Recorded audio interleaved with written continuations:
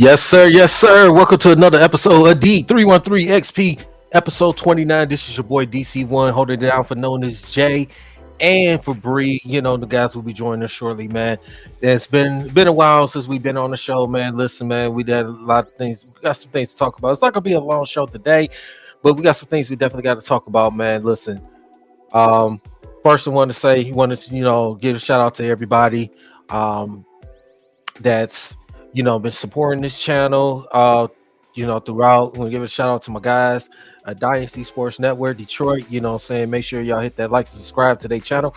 Also too, make sure you hit that like subscribe to our channel D313XP, man. Definitely, man. This thing, trying to get this, continue to get this thing to grow, man. It's definitely trying to continue to get this thing to grow, man. So it's gonna be definitely bring y'all more excitement, man. More excitement to the show, man. Listen, um, it's something I kind of want to get off my chest right quick. Um, I know we were supposed to be talking about Detroit Lions right quick, but I gotta say this, man. The Detroit Pistons, man. Yeah, Detroit Pistons. Yeah, I know. Shout out to my guy, Big Willie Styles, Big A, Cass, Culture Boy Juan, Kane, Dynasty Sports Network, my guys as well, man. On the chat, man.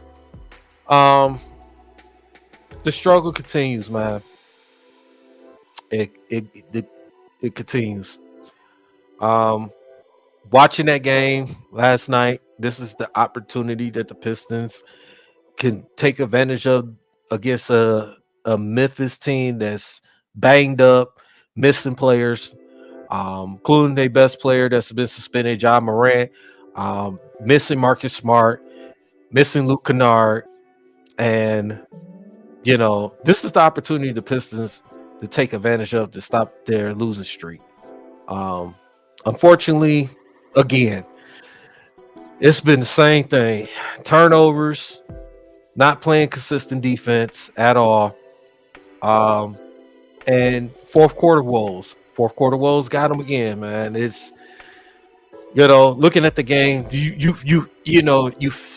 I don't know how everybody else felt, but you kind of felt that the momentum, the first three quarters, like the Pistons could take care of it. They could actually finally win this game.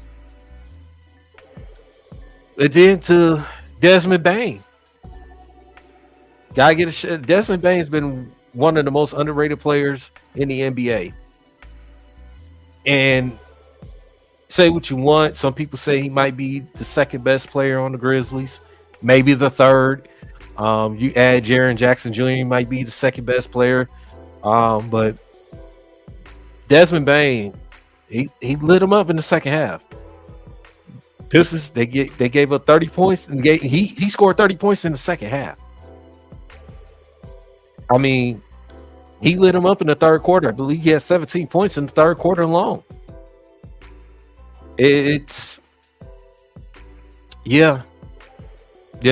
Pistons had an 8-point lead early in the third quarter.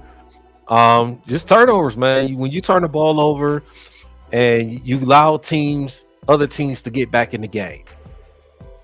And that's what's been happening for the stretch of this season, man. This Pistons team's been struggling, trying to find wins to close out games. Out of the losses that you really count for the Pistons, a lot of the losses they've been in a lot of games. They just haven't learned how to close games. And that's a learning process. This Pistons team, they showed the talent. We all know they got the talent out of the world. But the thing is, they have to learn. This young team, Monty Williams is new head coach. It's gonna take some adjustments. Take some time to, for his players to buy into the system. We hear talks about should fire Monty Williams, fire Troy Weaver, and Why is Gores haven't, come out and, address the fans? You know, and I'm gonna say this. I'm tired of hearing about fans say fire Monty Williams. First of all, shut the hell up with that noise. Monty Williams don't need to be fired. He just got here. It's going to take him time to get used to it. This system. Point blank, point simple. So all these fans, when talk about fire Monty Williams, you shove it up your ass. Plain and simple. Monty Williams is not going nowhere. Okay? He's our new head coach. Give him a chance. Give him time to get, to get used to. Okay? Now, if you want to say about Troy Weaver, you want to say about Tom Gores, you go ahead. You go ahead. But at Troy Weaver at this point, we don't know. He's behind the scenes. We don't know what he's going to do. We don't know. I'm quite sure Troy Weaver understands that this is a process. I mean, it is 4th year in this process, but y'all understand too, man. It's it takes some rebuilding, it takes some time. And this Pistons team, man, it's a struggle. It's a real struggle, man. So it's just look at the opportunities. The Pistons have opportunities to win these games.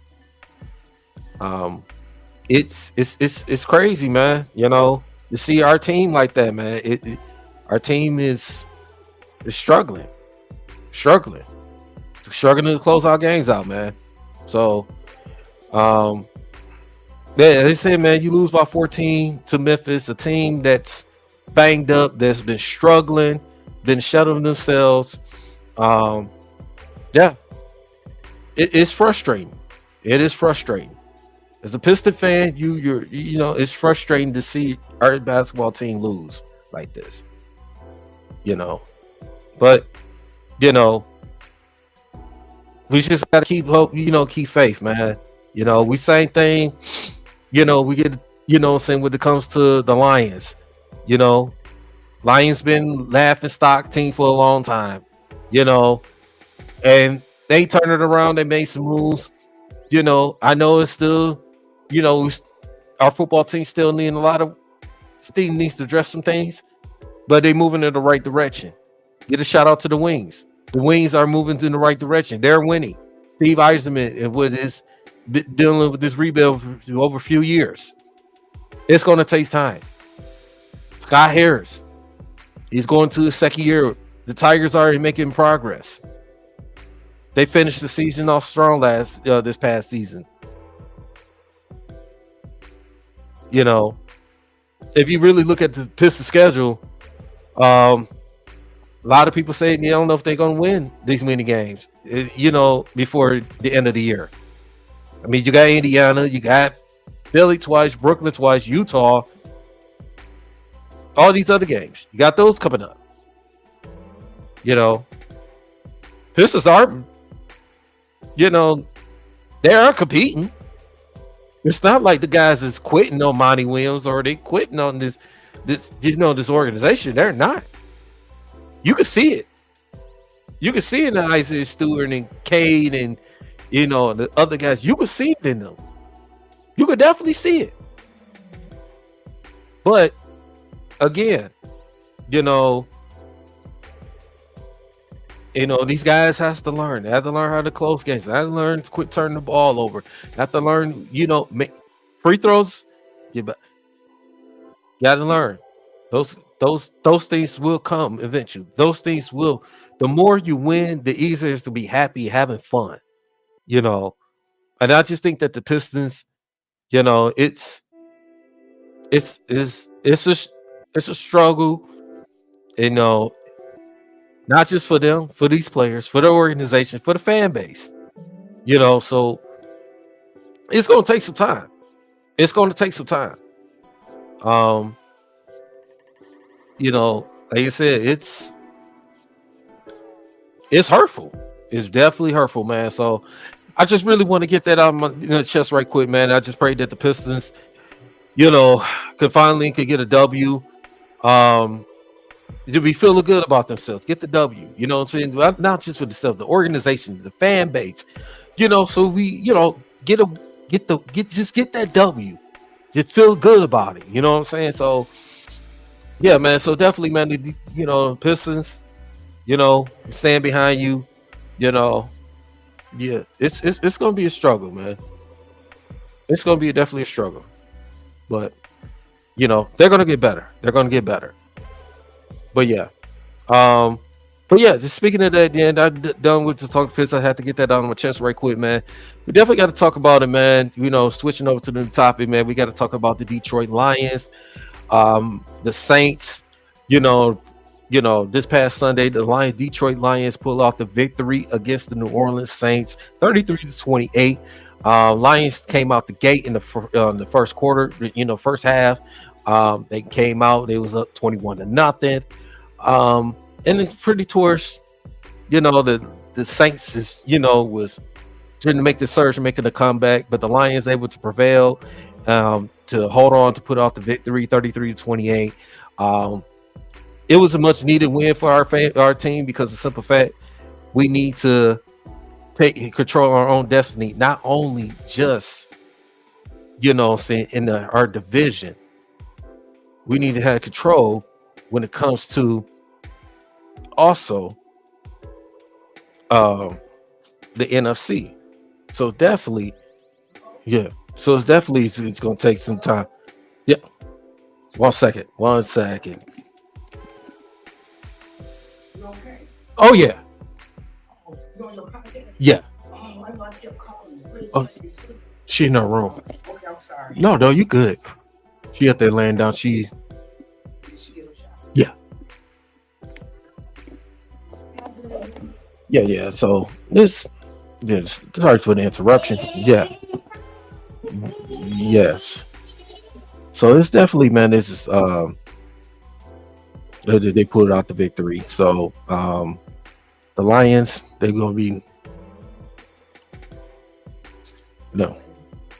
definitely gonna put out the victory. So sorry about that, but yeah, Detroit Lions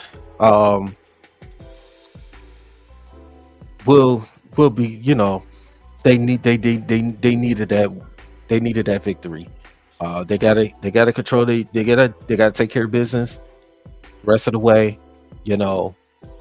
Can the Lions have a shot? Because since contain the number 2 seed, absolutely. San Francisco showed they the best, one of the best teams in the NFC. So we're tied with them, but San Francisco got the edge because they got the better conference record. But Philadelphia Eagles, my other team as well. Philadelphia got a big game coming up against the division rivals Dallas Cowboys. So this is the opportunity for the Detroit Lions to go out here and take care of business, beat the Chicago Bears. If we played them, a few weeks ago, which we end up pulling out that victory. We was down by 15 points with less than 3 minutes to go in the game. To come all the way back and win that game against the Chicago Bears was huge. Before we turned around that few days later on Thanksgiving, lose to the Green Bay Packers. But the Chicago Bears team, you know what you're going to get. You know what you're going to get out of this division. You know what you're going to expect. This division, Chicago Bears going to play it tough. But Chicago Bears came off a bye week. And then before that, they came out with the victory against the division rival. Where we gonna be playing soon, the Minnesota Vikings, which it was an ugly game on Monday Night Football. But yeah, it was just definitely an ugly game on that game. I hope you didn't watch it, but the Lions got to take care of business against the Chicago Bears. to pull that victory out before they come back home again on a Saturday night against the Denver Broncos. Yeah, it's a Saturday night on NFL Network. If you don't have NFL Network, I'm quite sure they be showing it on Fox too.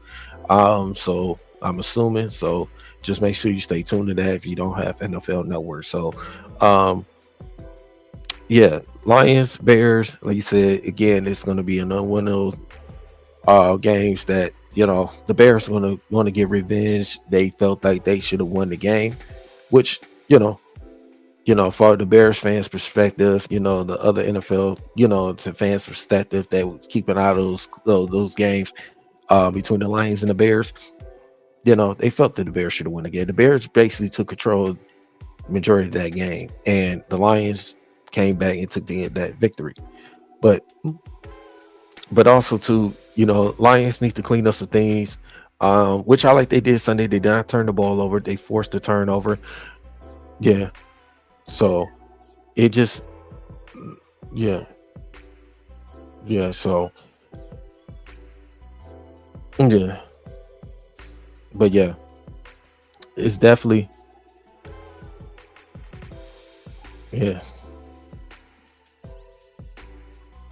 Yeah, sorry about the interruptions. My little baby in the background getting this stuff. So, um, but yeah, um, it's definitely, like you said, it's gonna be gonna be interesting. It's gonna be very interesting. Um, Looking forward for this game. Look for the Lions to take care of business against the Bears. Which you know we got good news. That Bruce Irving, he has looked good. He did practice today. He didn't practice yesterday. He did practice today. He will be playing this Sunday, so that's going to help. We're definitely looking forward to that. Um, yeah, like I said, man, this is definitely um, looking forward to this Lions Bears. Looking forward to these upcoming games. Like you said, Lions got a stretch coming up. You thought this would be an easy stretch. Now it's really not going to be easy because the simple fact you really look at it, um, Lions got to continue to take care of business because Minnesota, we still got to play them twice. We still got to play. We still Green Bay. I know we beat them once and they beat us once. Green Bay has been pretty hot. The last few games, including beating us. So at this point, the Lions have to go out and take care of business. You know what I'm saying? Take care of business and go ahead and what I'm saying, get the job done, man. So definitely, man. So is that my guy Bree, man? Is that my guy Bree? What's going on with you, brother?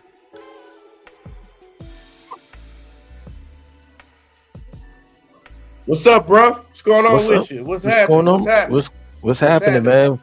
Not much, man. Holding it down, man. Holding it down, man. Listen, we just talking about the Detroit Lions right quick, man. The preview against the Chicago Bears coming up, man. So, what you giving your takes on what the Lions should need to do to take care to beat the Bears for the second time? And I'm gonna step away while you for a second while you go ahead. Um, well, well, this the thing. I think they need to they gotta control fields for sure.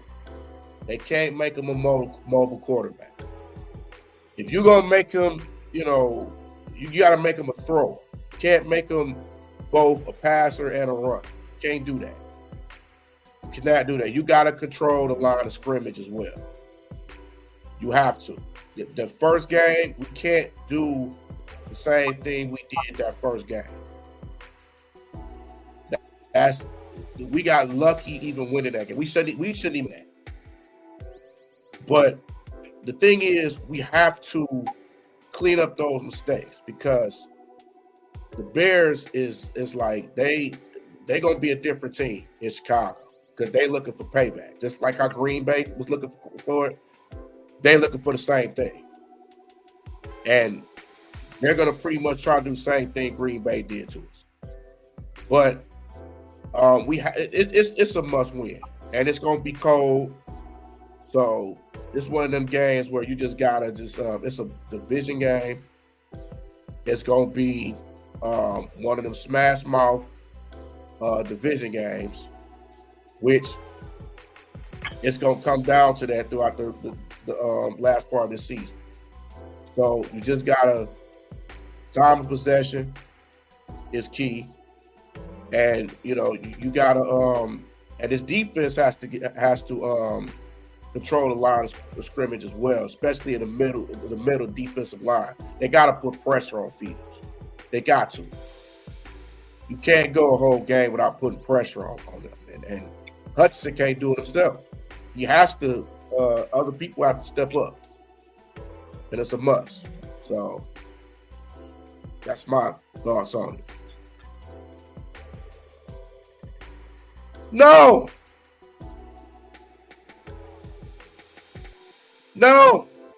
Breathe. No. Breathe. No. Breathe. Yes, sir. Breathe. What's up with you, brother? Yep. Can y'all hear me? We can hear Y'all you. hear I me? know DC just stepped out for a little bit, man.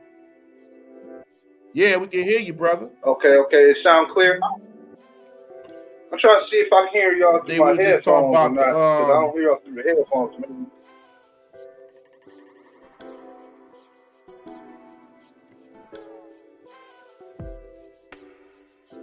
That's why I'm sorry, y'all. These new headphones, so y'all gotta give me a minute. Hear us.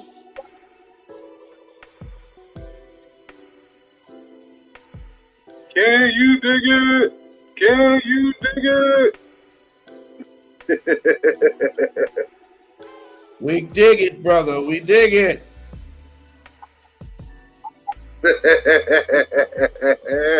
And in the process, we're going to roll Tide. Well, first off, let me start off saying the show good to see you. Your boy is missing you a little bit. No weirdness. But a lot of stuff going on, man. She got on the that Go ahead, team right now. Roll Tide, baby. You talking about the Lions and Bears? Yeah, we just talking about. Oh no, I ain't talking about Roll Tide. I'm talking about that thing on top of your head. Yeah, it's Pistons. Okay, all right. Yep, I see. So, yeah, we was just look. We just talking about the points and how the Lions can beat the Bears on Sunday. Yeah. I knew sure. Like what's key? Like what's the key? Like what's key on the Lions beating the Bears? Right. Okay. Well, you already gave yours, right?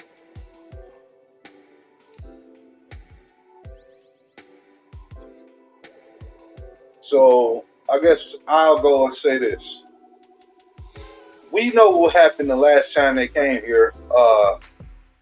They, had us most of the whole game. It only took like 2 minutes or something to come back and win. and so now this game, you go be on the road. Now, people online panicking saying, well, this team is an indoor team. Technically, we beat them on the road last year. And we beat the Packers on the road this year and last year. So at the end of the day, that excuse got to get thrown out the window. The Bears are fun in certain ways a little bit better, especially since they made that trade for Sweat. They got them some much needed pass rush for their defense. But the key is, I'm noticing with the divisional games, all of them, even with Minnesota versus Green Bay earlier this year, Green Bay versus the other two teams, and Bears versus everybody else, and even us, were our games against the divisional rivals. This is going to be an ugly fight because that's just the way all those games have been. So the way we beat the Bears last year, at home when we was in Ford Field, all that stuff probably not going to happen. This is a game you probably got to win 24-20 or how many points. It's not going to be a 2-score win game. I don't see that. I think the Bears are going to attack us anyway. We saw that they could beat Minnesota, who did throw a lot of turnovers in their own right. The Bears also had to crucial fumbles with the quarterback. It's just going to be a dogfight. They call this division the black and blue division, right? So, the key to win this game, you have to make Gibbs and David Montgomery the feature of this offense. And I think it's best to find a way to get J-Mo more involved because they're going to be ready for you to go to Amon-Ra St. Brown. They're going to be ready for you to go to your tight end, same way they were last time. The catch is you have to now bring in something new on that offense, and that's J-Mo, and that's going back to the fundamentals of what they do best, and that's running the ball consistently. They have to stick with a hot hand and let the other one wear down or be the one that bursts them open. Either way they go about it, they got to get back to the basics of this offense. That's the key to winning this game. By adding J-Mo in and getting back to basics, I think they'll have a shot to put up points. Defensively, I think we're getting Anzalone back, I guess, this week. I'm assuming he's going to be back, so that's a help there. Defensively, they got to find a way to create pressure. I think if they go in with that mentality of we scared of how he can run and we got to be careful how we pressure him, that's going to be a bad day. Because every time the Lions go in like that against these running quarterbacks, it hurts us. If they just be more direct in their attack, I think they'll find a way to get pressure on him. They have to find a way to free up Aiden as much as possible, though. So hopefully Bruce Irvin, who did play well to me his first game when he was here last game. So I think now with him there, you might have an opportunity now to do a little bit more. Now he get a little more infused with the defense and got a game under his belt again. He's 36, so he's getting his legs back after being missing from playing time probably. So that is something I'm saying. Put some pressure on the quarterback. We failed to do that to the very end of the game last time we played him. And you had to win the turnover battle. You had to. Fields is known to cough it up. Fields is known to throw interception. But overall, he's playing better at the same time, too. And at the end of the day, if the Lions want to have a chance to win this game, they got to do the right they got to come with a more balanced offense. And they have to come with pressure on defense, and they got to win the turnover battle. Hands down. That's just what's going to take for the rest of our division games, honestly. That's the makeup to win. And the Lions, if they can keep that up, they can come away with another win against the Bears. But it's not going to be an easy game whatsoever. No matter what. I'm just saying. I guess Pretty Boy ain't on the screen still, so I'm gonna ask some questions. So, Bree, real quick. Yeah. Who on that team not named Mooney, not named what's the receiver they got from the Panthers again? What's his name? DJ Moore. DJ Moore and obviously Fields. Who on that team not named those guys that's really like somebody you're concerned with on either side of the ball going into this game?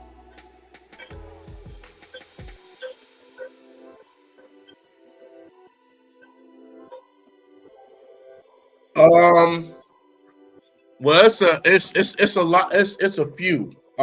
Definitely Darnell Mooney. I'm concerned about Jones because of his speed. Khalil Herbert. I'm definitely concerned about him because this is the type of smash mouth football that's he could do something on. And I would probably say maybe like defense. I would probably say someone like a Jaquan Brisker.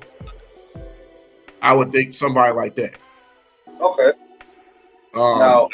It's just maybe Jalen Johnson, but he always seemed to unravel when it comes to against the Lions. He'll give up some long scoring drives and stuff like that. So I can somewhat say I'm a little worried, but not too much. Right. Now, for me, real quick, I'm gonna go ahead. No.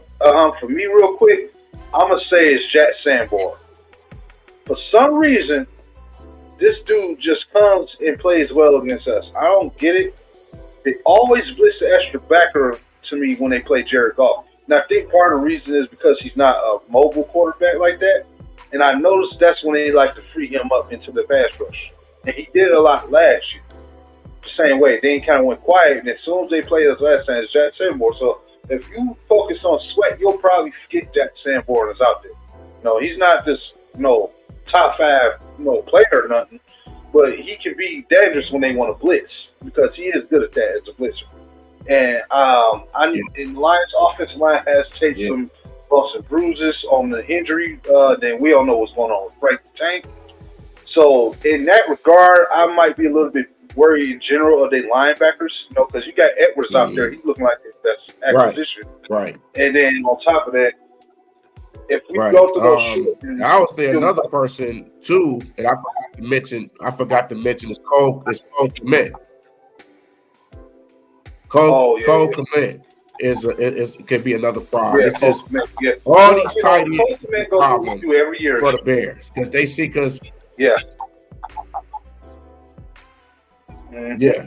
it's always a tight end from the Bears that give us problems. So I would say all they tight ends.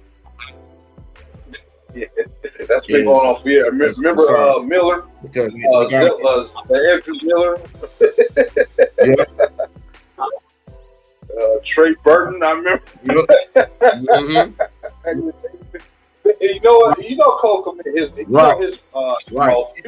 MO. He go run deep, catch a 50-yard bomb, and then he go catch like a touchdown or two. It's MO on us, man. Like he do the same thing every year. So that was a good one. I'm glad you brought that up. I was just thinking. But yeah, man, defense to me is Jack Sanborn. Because when you look at it's the same. It's always the same, man. It's like tight ends always. Yep. Yeah. We've always had an issue with tight ends throughout the year. We've had an issue with just staying with tight ends because they give us the most trouble. So I would say, and that's in any game, really, the tight ends. You know what I'm saying? But those guys, Mooney and all these guys, I would say, You know what? I'm thinking when speaking of tight ends, and I would say another factor too is I was gonna say I think another factor too, and it's not concerning players, it's the weather too. That could be a big factor too, in Chicago, because that weather can be a factor. Yeah, and see, I'm glad you brought that up too. I usually prefer to get these outdoor teams early in the season, like September, October, because later it get, man, I swear, that's when all the crap happens. And the other thing too I was going to mention is that, speaking of tight end, we have got to find a way to get Sam Laporta more on deep routes in certain games like this, because I think it helps them out, because they know he's a comfort player he's becoming a comfort player for Jared Goff. So what they'll do is they'll stack their linebackers too much on them and make it harder for us to get the ball. That's sort of what they was trying to do last game too, when they had that. Should have been a flag, by the way, on that pick to draw through, because it shouldn't have went down. But that's what they'll end up doing. So I think in this game they need to find a way to stretch him a little bit deeper down the field, if they can, to spread him open and force the middle of that field. That's why I say it's got to get Jamon involved too in this offense, man, because if you can find a way to get him spread it open, it's over.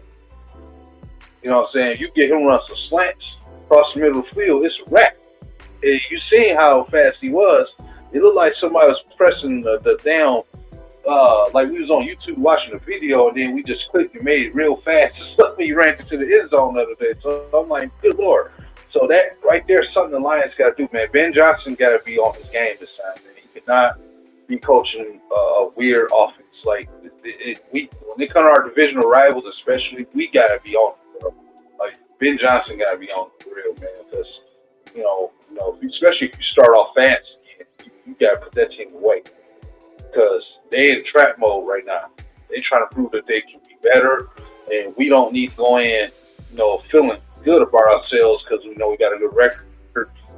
You got to go in like the pressure's on you and you need to get it off. Like that's the mentality you got to come in with this game. You got to come in with the mentality of the attack, bro. Like they got to. I need to see some aggression, and they can't let their foot off the gas pretty much. You know? So that's the thing we got.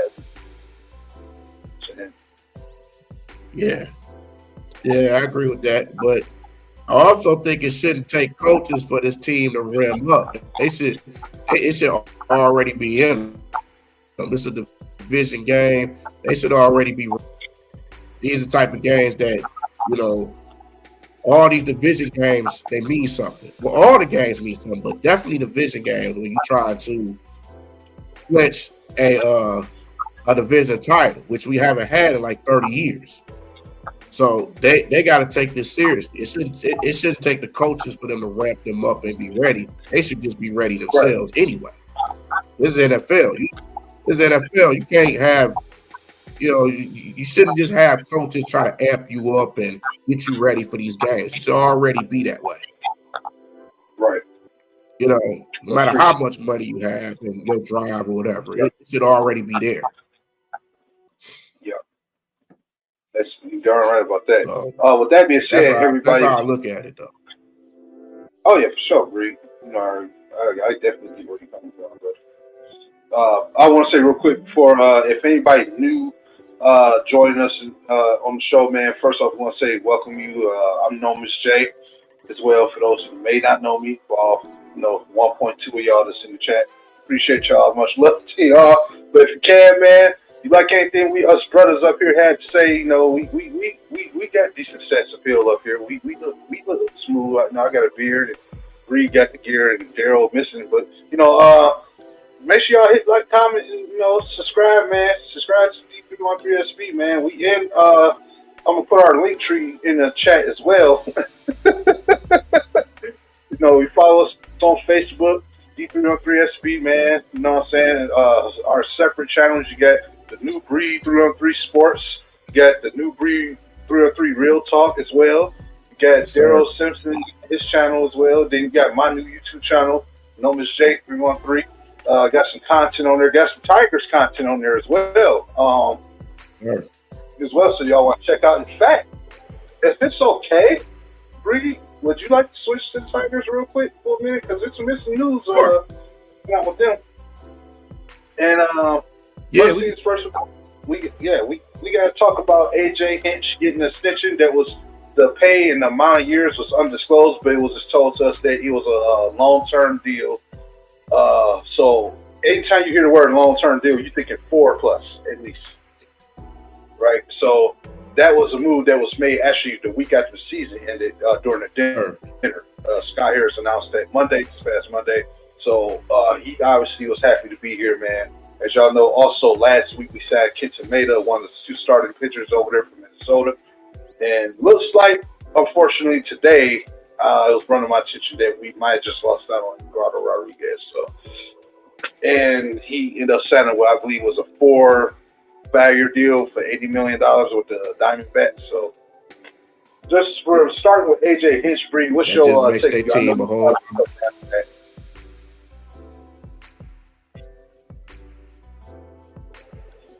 I love the move. He's a good manager. For the amount of time that he's been here, and he's really had to coach.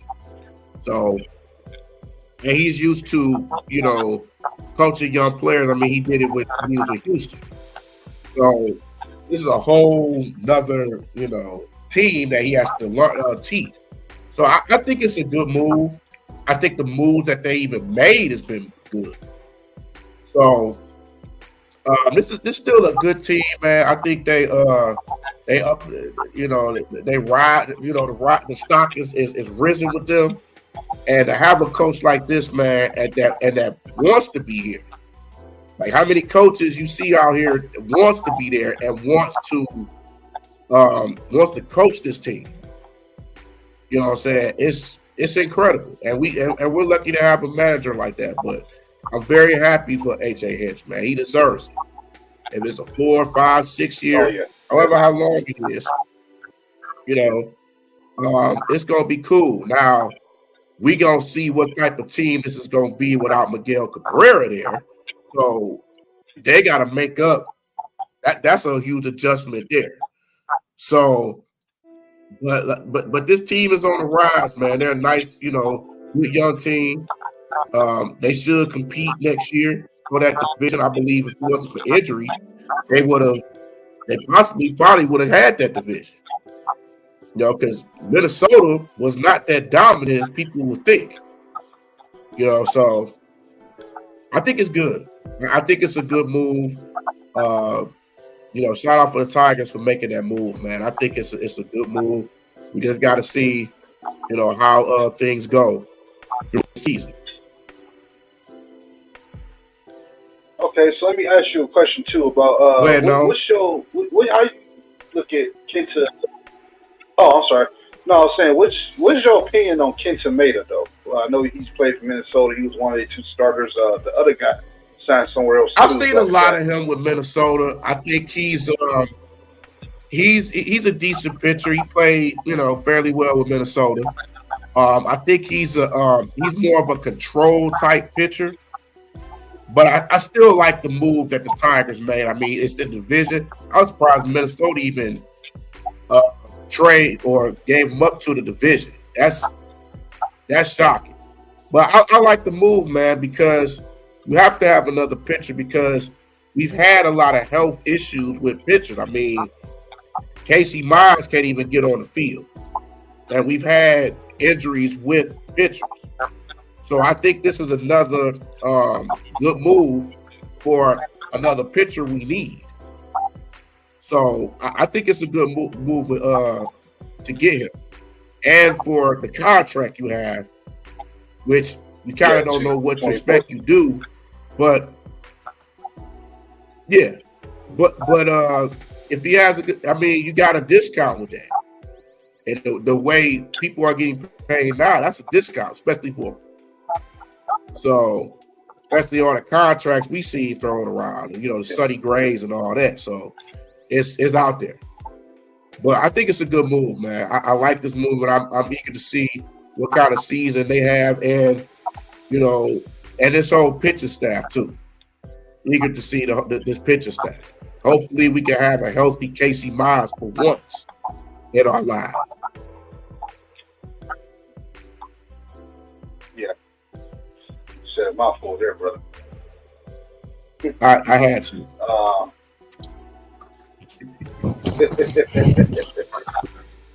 Sorry, man, fellas, I had to step away. All right. Well, since DC just joining us in on this one, I'll ask in rebuttal. So, first things first, DC, what is your first reaction to our AJ Hinch, our Tigers manager, getting reinstated for a long-term deal? Are you excited? Are you concerned? Or anything else? It's not reinstated. It's just getting this contract extension. When you say reinstated, it's like I said extension. I said extension. You said reinstated, but back up from the camera. How about that? Yeah, that's you. That's you. No. But that's you. But no, I mean, it was obvious. It was a no-brainer, man, for AJ Hinch to serve that extension because of the simple fact he shows he's a good manager. He just need players, saying that he could build around, and that's just plain and simple. AJ Hinch shows he's a good manager. Tigers had do you really think about it? Tigers had the season that they kind of struggled, dealing with injuries and inconsistency in the batting, until they got the guys, healthy, or especially we was missing Riley Green for some time. We was missing some pitches for some time. Now we got some young assets. We got Spencer Torkelson came out. He's starting to show out over last season, over the course of the rest of the season. Guys are starting to step it up, man. So it's just a simple fact is that now AJ Hinch shows he can help this young team be better. Just bring just get that pitching better and get that, So get that together. So it's definitely. Okay. So real quick, man, what's your opinion about Kenta Maeda, man, being signed from Minnesota Twins? I didn't even know that. To be honest, I'm kind of surprised at that. But didn't you know? But Yeah, yeah. I mean, to the way I see it, first off, the thing I said in my video about the whole AJ Hinch thing, you can tell it's more than just that. Like the fact that they didn't disclose his amount that he got paid and all that stuff lets you know that it was just a situation like they know he's the guy. Because when you can send somebody, bring it back, you don't let the fans know how much his contract is, exactly how long his deal is. That just tells me you guys know as a front office, AJ Hinch is the guy. We know who our manager is. We know what he can do. We are expecting that guy to deal with what we're about to do next year. So let's just keep this going forward. Nobody's going to care about the dollar amount, which I don't blame him. We all know AJ Hinch is a good manager. So when you got a manager like him, you don't really care about the dollar amount, what you're paying. As long as you know he's going to be. And that's the one thing I took from that. The other thing about the whole Kenta Maeda thing is he's clearly just a veteran to me insurance policy, because the way I see it, the Tigers really want to use that young pitching staff that they're grooming. They got a lot of guys in there that we know are talented, so they're probably just like, yo, we go keep a couple of vets in there and rotate with them, and these guys can groom and grow under them. We don't need to pay out, $100 million for a guy for the next 3-4 years. So we'll just go this route. And I understand, like, he can be serviceable. I think the real thing is, as long as that bullpen is good, I think the pitching game should be okay. You know what I'm saying? And hopefully they can sign somebody that can be a veteran batter that can hit some balls too, because he did say he wants to sign 2 to possibly 3 vets in the offseason. So I know for a fact he got 1. He let Rodriguez go. So I'm looking at like 1 or 2 more signings that he could be spending solid money on, that he can keep for like a short-term deal, and we'll see what goes from there. But as far as that, man, I love the AJ Hinch thing. I love the fact that we got a legitimate manager here, because he deserved it, man. That was a rough 2022 season he went through, where they couldn't hit nothing, and then Scott Harris came in. They brought in a batting coach and stuff like that, and we had like almost a reversal of what we thought we was going to see in 2022, and we ended up seeing it in 2023. So, and now they added they had a new first base coach, a new third base coach. I had the names in my videos, so y'all can check the video out. And they added another assistant batting coach as well, and somebody else too on the staff. So they added like 4 new coaches. So shout out to all those guys that got hired. One of them, the first one, who's that, brother?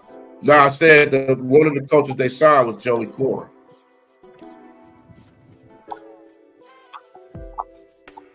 yeah. Oh, Joey okay. Cora. Oh, wow. So I like that. Okay. Yeah.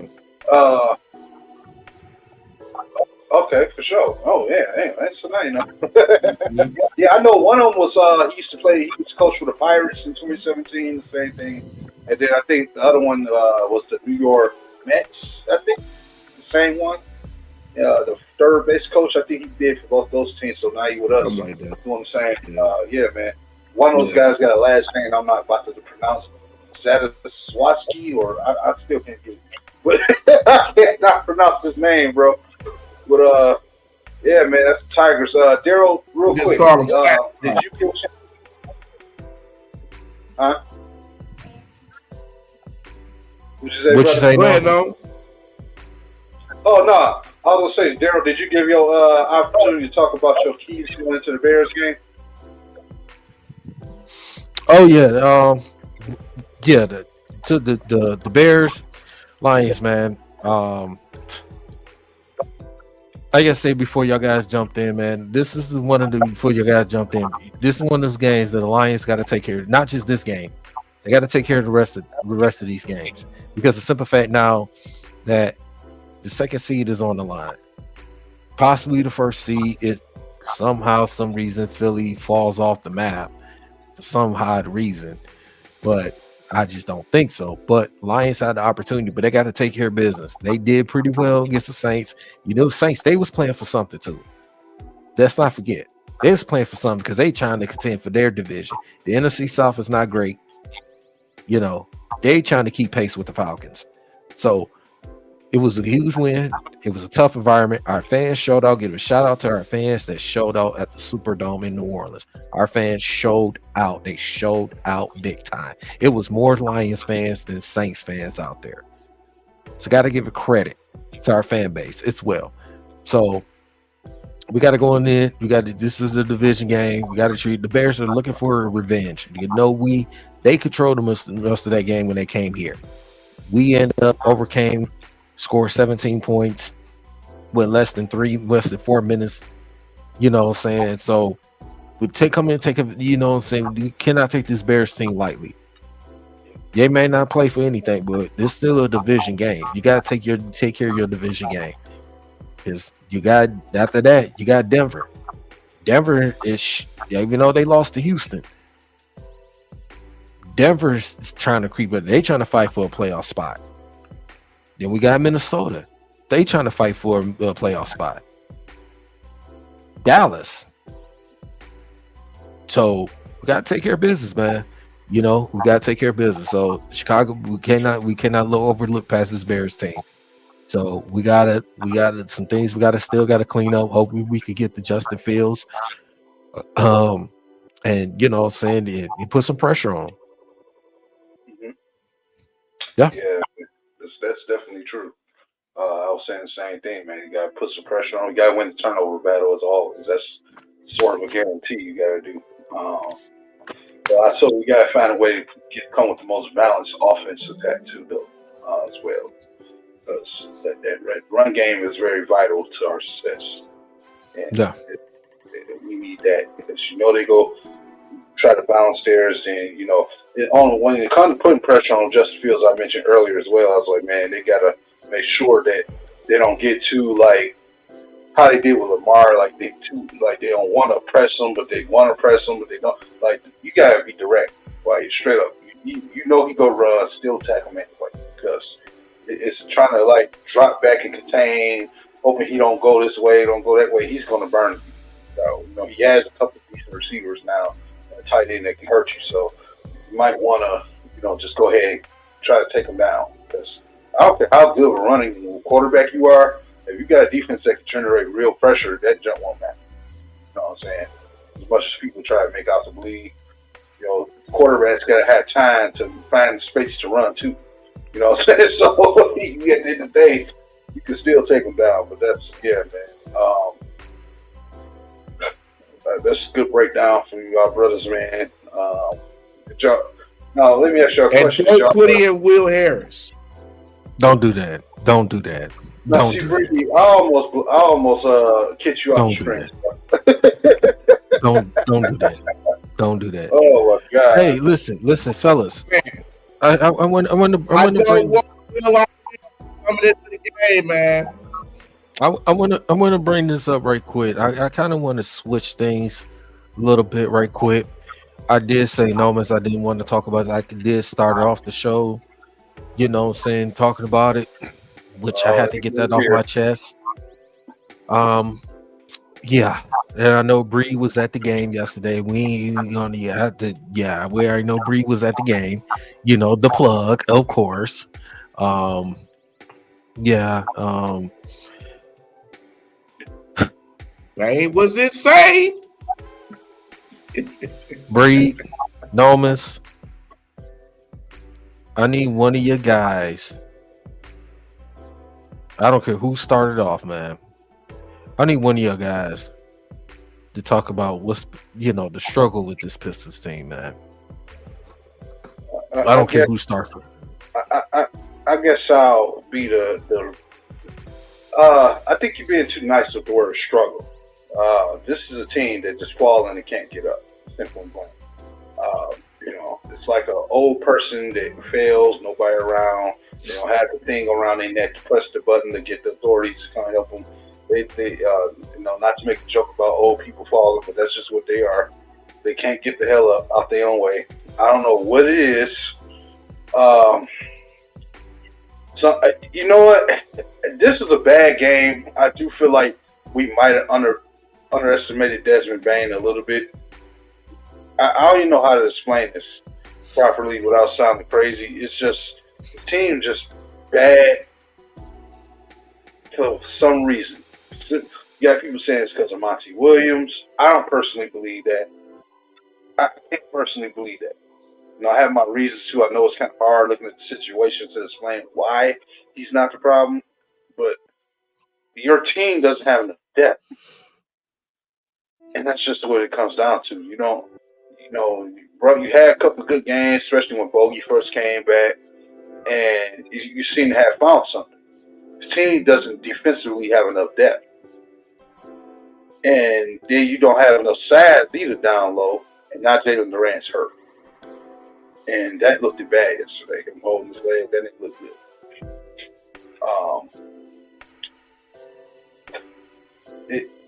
Everybody was hyped up to have Cade back, but nobody understood that in basketball, the hardest thing to do is have a completely young team and then change the system, and don't add any promising talent to kind of close it. When you think about it, some of the teams that had spent more money than us in the offseason to get guys over there, a lot of them are still struggling. Even though you realize that the Spurs have lost 15 games in a row now. And at the end of the day, when you're a young team, it's hard to win. Yes, we know Orlando, a couple of them, but Orlando had more veteran talent too, though, a lot of ways. And they're healthier. And guys probably don't have as many projects on their teams the way the Pistons do too. That's another problem. Now we got to figure out how we go get this to work with Marvin Bagley, James Wiseman, and now we probably going to be throwing in Kevin Knox. We got to make this work. The team is a mess. I told you, Pistons remind me of that 2016 Brooklyn Nets team that was only like 8 wins strong that year. And they didn't do well, but then they gradually got better as after that year passed. And they kept getting better. Then they made a very bad move and tore it all down again. But like they always do. But still, I can't explain at this point what's going on with them. Outside, they don't have what they need. Like I've been saying, let Killian, close out the game as the ball handler and let him set everybody up. That seems to be when the offense flows. That's when you got one of your best defenders out there. But they refuse to sort of do that. They don't let enough people get involved in the game. It's still too much ISO. And the defense collapses too much. The bad shots that some of your top players at the end of the game is just unfortunate. I'm lost for words right now with the scene, bro. Bree, you want to give a shot? Go right quick before I let Bree go. Nomas. Yeah. The Brooklyn Nets was not part of that in 2016. The stats right here, right now, that 2012, the Charlotte Bobcats. This is, I believe, was a shortened season. Yeah. They went 7-59. Ooh. It was a 66 game season. I think it was that lockout at the time in 2012. It's the year Miami won the championship. The Philadelphia 76ers were back in 1973. Were 9-73. Worst record. This is going by history. Yeah. The Philadelphia 76, and that's what you meant. 2016, the Philadelphia 76ers went 10-72. That's the whole before the trust the process thing happened.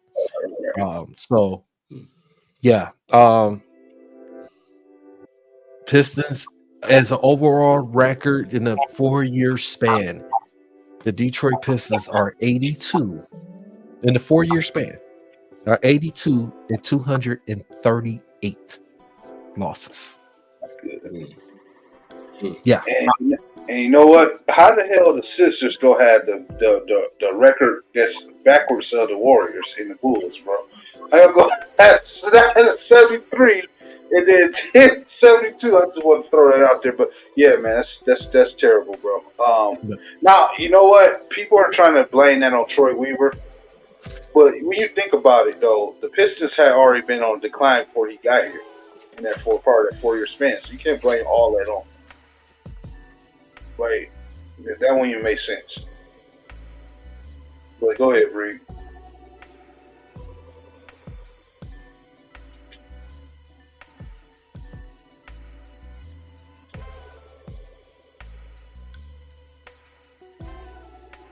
I know you lost for words, Bree. I know.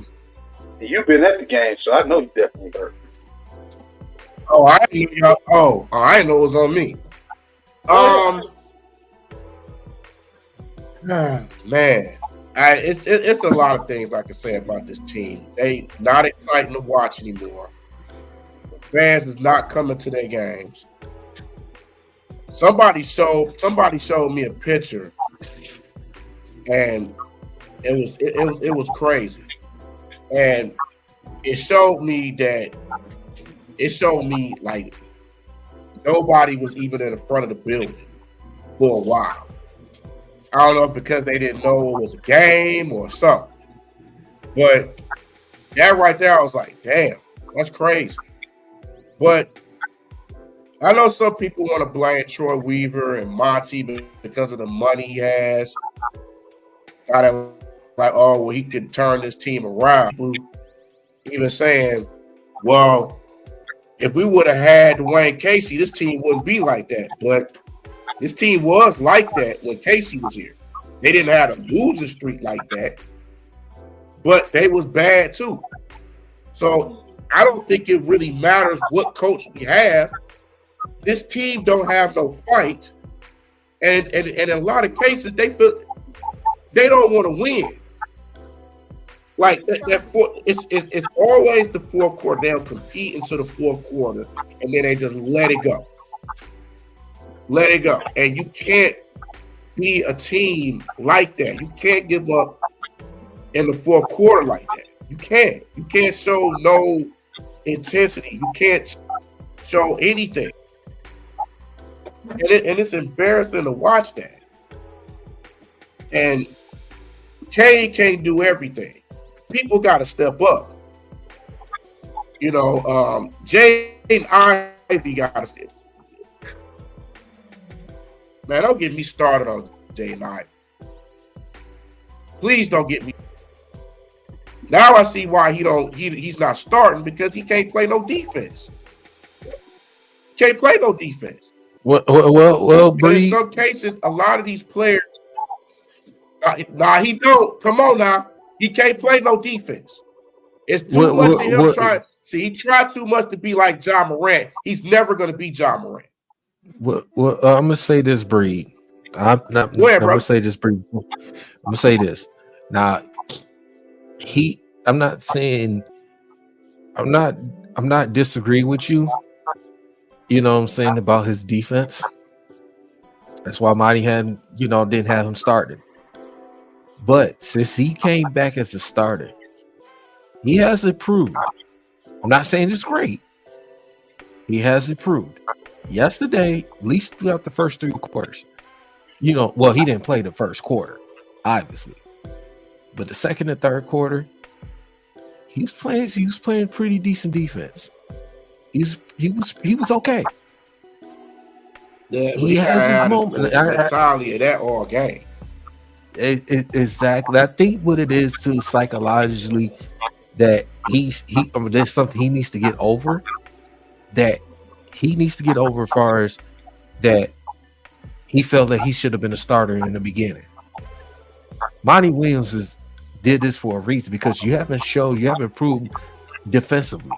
That's why he was coming off the bench. Then he started to prove coming off the bench. Then he would start proving. That's when he became back as a starter. Now, back coming off the bench again. When he came out, like yesterday's game, he played pretty well. Like I said, I don't disagree with what you're saying, but he's improving. He is still some steps he has to learn, especially with the other guys. But he is proving. I just wanted to let you know. But you go ahead and finish though. Yeah, it's just that I mean, a lot of these players ain't got no fight in them, man. They don't have to drive. They act like they don't even want to be out there. Their confidence is gone. You can see it on the bench. At their heads is down. Their confidence. You got Killian, Jay Knight. A lot of these guys, their heads is down, and it's not. They act like they don't want to be out there, and they'll miss the cup. Then that'll take over their mindset. They just gotta get better, man. Like we can't just blame that just on coaching. This team just don't have no drive. You know, we can't have one player do everything and fix everything. It's not gonna work. It's not gonna work. And I know I've even heard some people say, well, you know, about Desmond Bain and stuff like that. Dude's one of the best players in the league. He might be in the running for most improved. There's nothing you can do about that. When the dude is hitting jumpers like that, what can you do? I said it. What can you do? I said it. I say one of the most I said it. One of the most underrated players in the league. I told Big A. Big A was talking. Oh man, it's Desmond Bain. I said Desmond Bain is one of the most underrated players in the NBA. He can light it up. You could say what you want. I said it earlier, beginning of the show. He's probably the second best player. This is with John Morant. Probably the second. You want to put Jared Jackson as the second best player on the team? Fine. I'm not going to argue with that. Okay. You know they're top three. Yeah. He's the top three. You could argue between who's second and third. We know John Morant's number one. Desmond Bain showed you why he's one of the guys you don't sleep on. He still lead the league in 3-point percentage. I mean, the guy, no, and he was torturing that Pistons defense. He scored 30 points in the second half. Bree, you witnessed it. You was at the game. You saw it. Nomis, you looked at the game. You saw it. 30 points in the second half. It's ended up with 49 points. Yeah. I mean, I'm gonna put it like this: when you throwing bids on somebody and they taking outside shots and they put their hands up and you still go in, I mean, ain't nothing you can do about that. At that point, it's just what it is. And I'm gonna say this, Bree. I'm gonna say this. I think the Pistons, they're competing because them guys wants to win. They wants to win. They're competing. The thing is, like you said, the fourth quarter woes, this haunts them. The turnovers really haunts them. That's why this is part of this losing streak. And on top of that, them guys missing free throws and they making silly fouls, not communicating on defense. All those factors is in. You know why this losing streak trending continues. They have to learn to close games out. K has to stop turning the ball over, too many times. And to be honest, K should be playing off the ball a little bit more. Take some pressure off him. This is the thing. This needs. K. Yes, he's our best player in the team, clearly. But you want our best player in the team, to make right decisions. Take some pressure off him. That's why Killian is starting. So he can facilitate, play defense, take pressure off of K. And just the fact that, is, and I understand Monty Williams, people want to call for Monty Williams' job. Please stop it, okay? Don't call for Monty Williams' job. He just got there. You got to give him time. You got to give him time. If people want to say about Troy Weaver, want to say about our owner Tom Gorsh, you go ahead. You can say what you want. That's your opinion. That's how you feel. But again, this Pistons team, they have to learn to close games. They have to learn to be better. It's what it is. They're gonna them guys are competing. I'm not saying they're not competing at all. You're looking at these losses that we have. You can at least count for at least 10 of the losses, 10 or maybe 11 of those losses that they competed. and they couldn't find a way to close the deal. You know, some of them was some blowouts that you didn't have a chance, like the Lakers and who, a couple other teams, the Raptors, and they didn't have no chance. Okay, it's just what it is. But you can see this Pistons team they want to win. You even look at the post game conference. They wants to win. They just had this is adversity they don't have to go through, man. We talked about the Lions, how they, you seen guys, the Lions, how they went through the 0-16 season. There was some guys on that team they wants to win. There was some guys they didn't care. Remember the Tigers had one of the worst records back in 2003. And guess what? They turned it around a couple years later. They went to the World Series, even though they lost in 2006. The Wings, for a while, after their playoff run for years, and they rebuild, didn't make the playoffs for a while. Now they're in the coast of making the playoffs for the first time in probably like 6-7 years. Who knows? Maybe even longer. Yeah. So it's going to take some time. I just need these Pistons fans. You just had to, it's tough right now. It's tough. I think things are going to get better, but it's going to be tough. It's tough right now to see the fan base, going to games and just watching and they lose.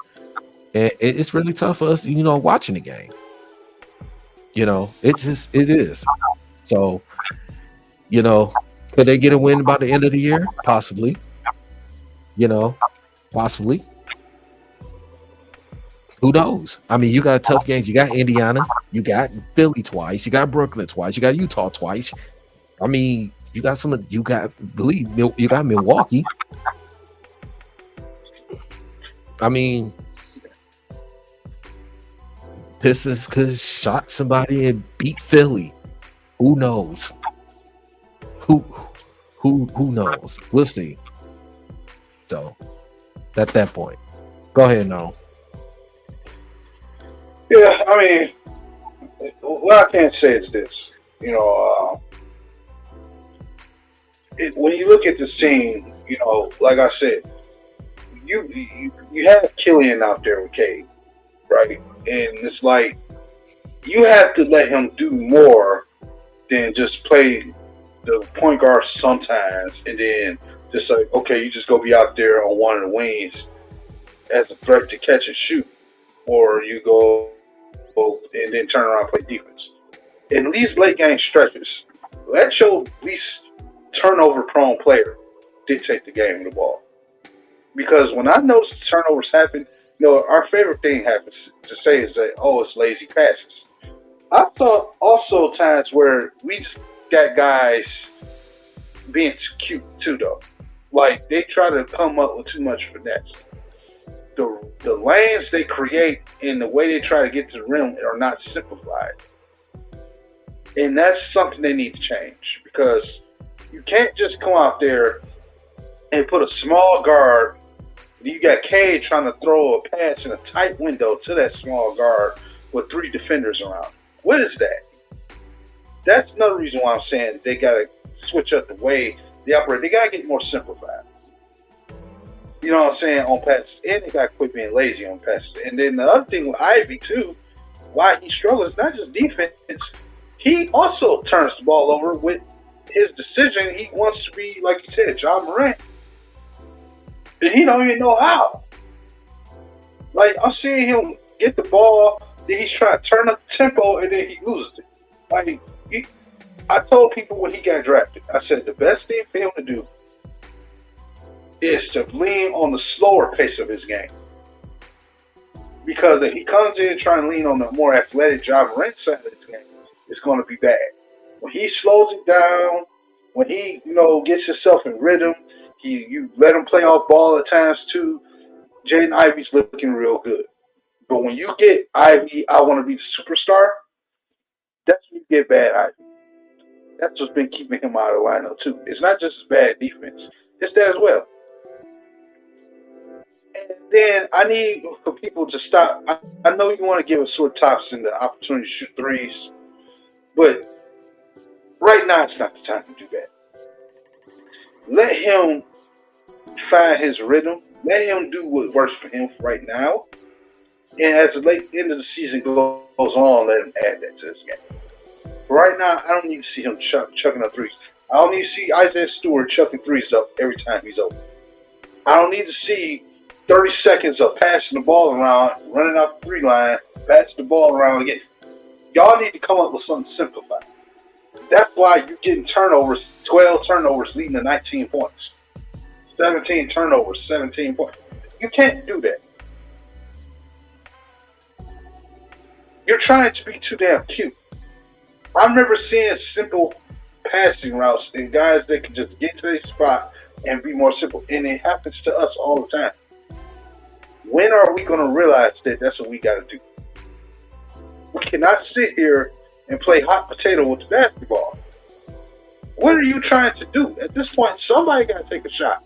Somebody, you at the free throw line, you dribble up, you pass it to the bid. He passes it back out to the side three. He pump face, goes in, passes to somebody else around to the top of the key. The guy pump face, goes in. What is this?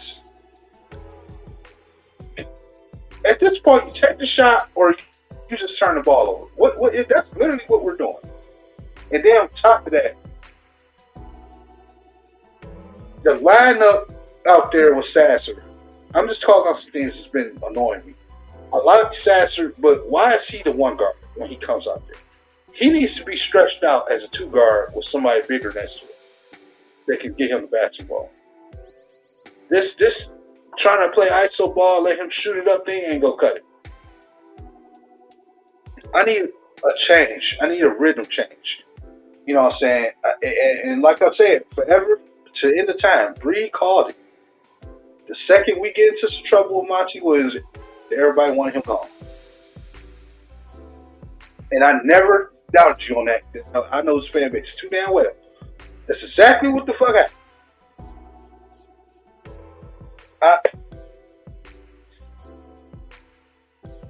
That game we had this past Saturday, I thought we had a chance to win that one because the defense they played from like 9 minutes to like the 5-minute point was phenomenal. I thought they had a chance to back. I was heartbroken after that game. I ain't gonna lie.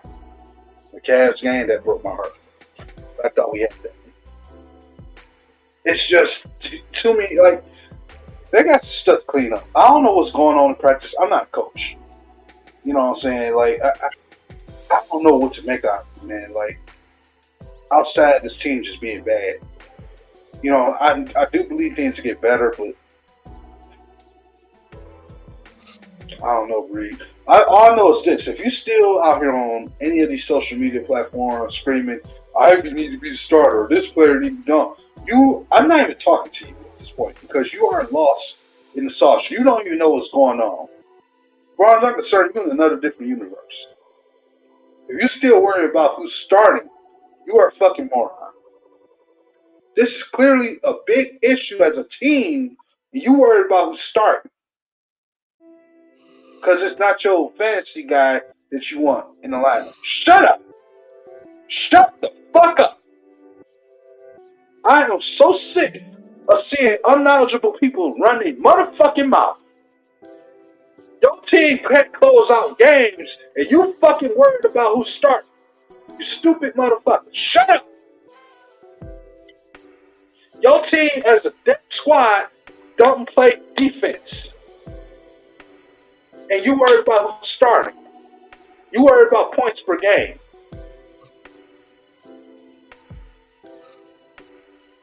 Wake up and learn how this game is fucking played. You, myself, and even DC have been telling people all offseason, this team, we hope that they can be a 27-win team or better, but if they don't, be ready for a direction change because they probably about to go through some things. We all been saying that since the summer. Just because Isaiah Stewart has learned how to shoot 3 does not mean you're supposed to stick this dude. I watched in the Cleveland game, he'll take 5 straight 3-pointers. And it took him to the 6th try to finally get one down. Why the fuck is you keep on forcing this guy to shoot the goddamn 3? Like, he could do a little bit more than that. Okay? Like, people... Man, it's just the little things I see, Breed, that piss me off. And I know you see the same I thing know. I'm seeing. I mean, yeah, You know, I see it, and it's just to me, you know, the fact, and I called it. I knew it was gonna happen. Yeah. I knew they was gonna call for Monty's job because of how much he got paid. Because they think he's supposed to just take care of everything just because he got a lot of money. That doesn't mean anything. This is the card you dealt with. It has you got a whole bunch of injury issues. We haven't had a healthy team all year. Yeah. We haven't. We just not got Bogdanovich back. We just got back Livers. You know what I'm saying? We still got guys hurt. And you know, and Duran got hurt, which was crazy injury. But Duran's been in and out of the lineup too. He's been injured all year too. It's like he's playing a couple games, then he don't play a couple games. Bagley too. This is the lineup he had. Bagley too. This is the most healthy Bagley has been in his whole career. Him and Wiseman. And Wiseman don't even play but 2-3 minutes a game.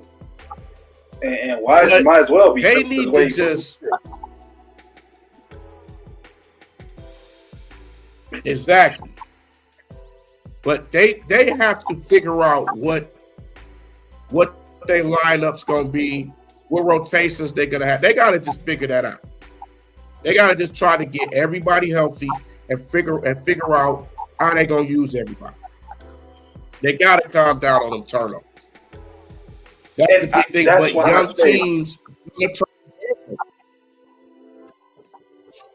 Go ahead, no. That's why I said what I said about Killian. I know people think I just here to stroke him off. No.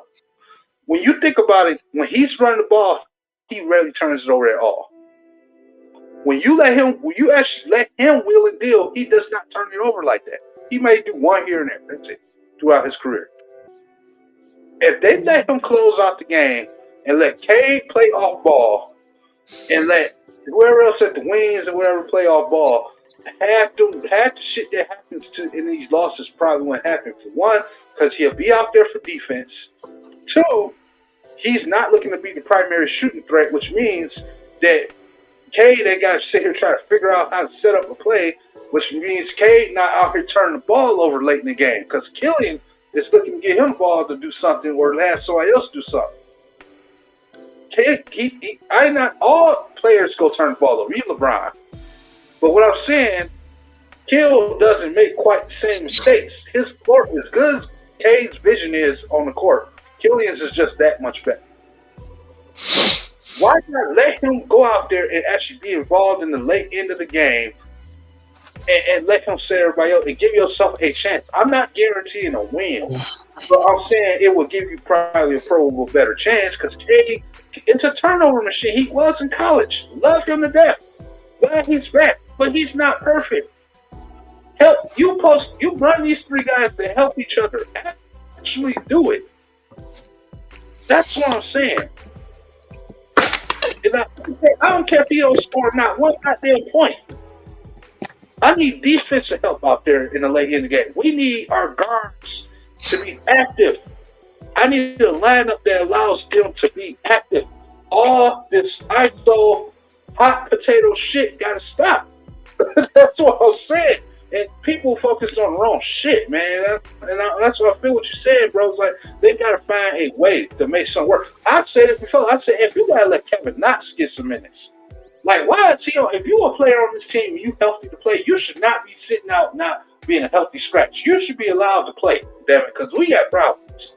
We need to find a chemistry and a rotation. Damn it, he got experience. He to me right now plays better than Bagley does. He definitely plays better than Wiseman. Why the fuck is he not getting minutes? Because we need help. And they all need to hurry up and make a move to get somebody to help you. I tell you why he ain't getting no minutes. I tell you why he ain't getting no minutes. He ain't got no minutes since Isaiah Livers came back. So Isaiah Livers been taking a lot of his minutes. And Isaiah Livers is playing like shit right now. In my opinion. Like,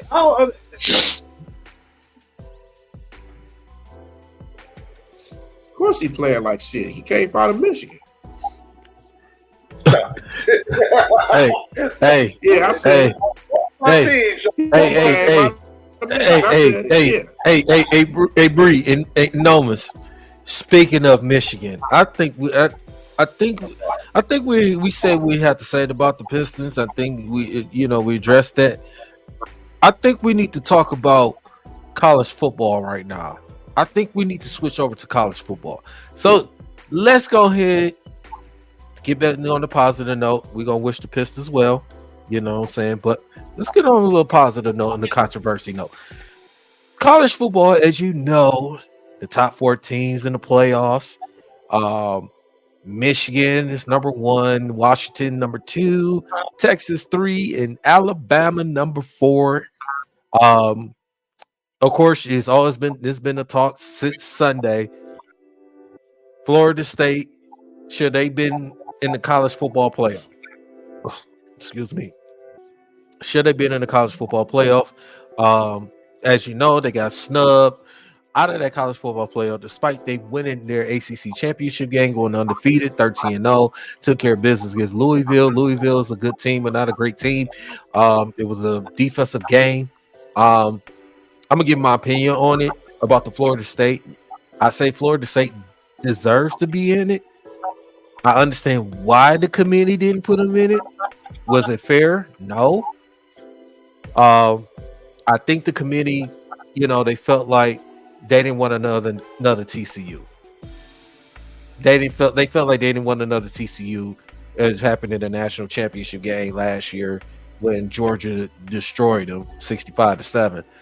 So I kind of get where they're coming from, but I think Florida State should have got the opportunity to get in. Now, as that being said, did Alabama deserve to get in? Yes, indeed, because they beat the number 1 team in the country, Georgia.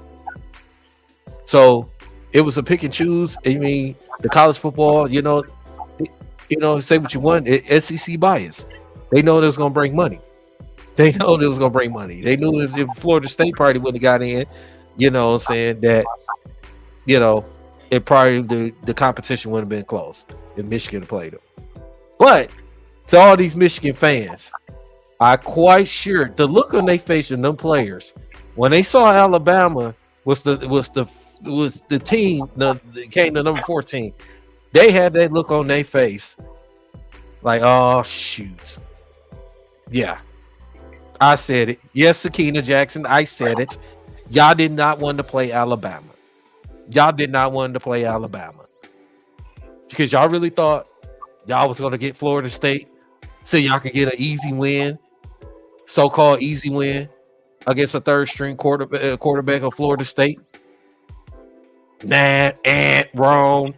Try again. Wasn't happening. You're playing against a real team.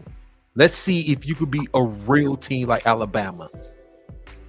You're in the Rose Bowl, the granddaddy of all. Rose Bowl.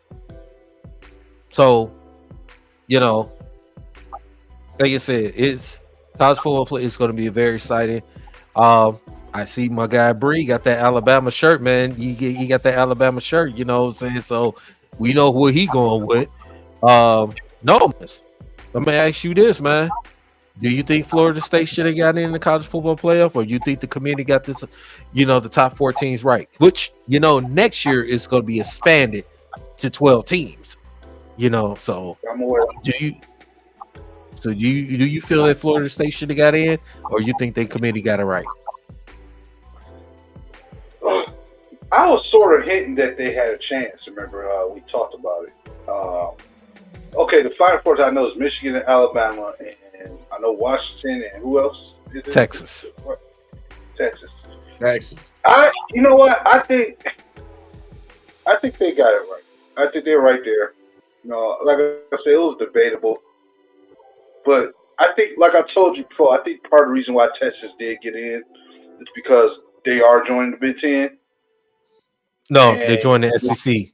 Well, they joined the SEC, but Michigan, of course, we see them. They see them next year, right? So, yep. I think that's part of the reason why they got into, because of what's going on. So I do think it was something like that behind it. But I'm fine with it the way it was. You know what I'm saying? Now, as far as the other question, I'm quite sure you got about me is before me is involving Michigan. At this point, you know, I'm just go ahead and say I gotta check my headphones, so I'm gonna go ahead and jump ahead of time real quick. I could believe, you know, especially after last year, them losing to TCU, and me as a realist when it comes to any sport I talk, whether it be Michigan, Michigan State, Lions, you know, Pistons, whoever, et cetera, et cetera. I can believe all day that I think you can win. It don't fucking matter what I believe. What better be is you better get the job done. That's just what it comes down to me. I can be a fan of both platforms all I want to be. But Michigan, you in the Big Ten, I give a fuck less about you in the Big Ten. You in the Final Four, you better win. That's just what it come down to. It. I'm done with this 13-0 shit. I'm done with bowl games. I'm done with that. I want the natty. I don't care who your opponent is. I don't care if it's TCU. I don't care if it's Florida State. I don't care if it's Texas. I don't care if it's Washington. And I don't care if it's Bama or Georgia. Your job is to go out there and win. National championships. That's why you say you brought this coach back here. That's why you say you are what you are and why you get ranked the way you are and all this. You say you play was in front of you, all that's cute. Go out there and fucking win. Go out there and win. It's your third year in a row, right? Win the Big Ten. Go out there and prove it. Get it done. Otherwise, I don't want to hear it. It's just that simple. You know what I'm saying? Like I said, I've been sitting back, letting everybody talk. No rivalry with Spartans and Michigan, rivalry with Georgia, all this. I care less about that. I want national championships from all. I want championships from every team I support. I want the big games won from all the teams I support. So I'm telling Michigan right now, this light's on you. You've been put as number what? 1? Go out there and do it. I'm not scared. I'm glad you got Alabama. I'm the same guy that didn't want Aaron Rodgers to leave Green Bay. Go out there and fucking win. Quit going out there doing the same bullshit you did fucking last year. On the goal line, you put the ball in your playmaker saying no. You kick the field goal, no. You do some bullshit with a fucking converted linebacker. It's time to play football. Quit trying to be cute like you in the NFL. Play college football or go home. Because I don't got time for it. Get the dick out your ass and fucking play football. Pause. People are playing. Because I ain't going to want to fucking hear 13-0 Big Ten tournament. I'm sick of being content with just enough winning. Win the fucking national championship or kiss my fat black ass. Thank you. Oh, yeah, I'll be Bree. I'm looking at my... Bree, you got anything about this college football, man? Do you? Oh, of course I do. Of course I do. I floor is think yours. It's a travesty. The floor is yours, my brother. And it's not even just the Florida State one. But I'm gonna go on this first. First of all, you have a team that goes undefeated, wins a conference championship with their star quarterback out, and they still win. They beat a Louisville team who's not a slouch. You go out there and they won against a lot of ranked teams, unlike one team I know, but we'll get to that in a minute.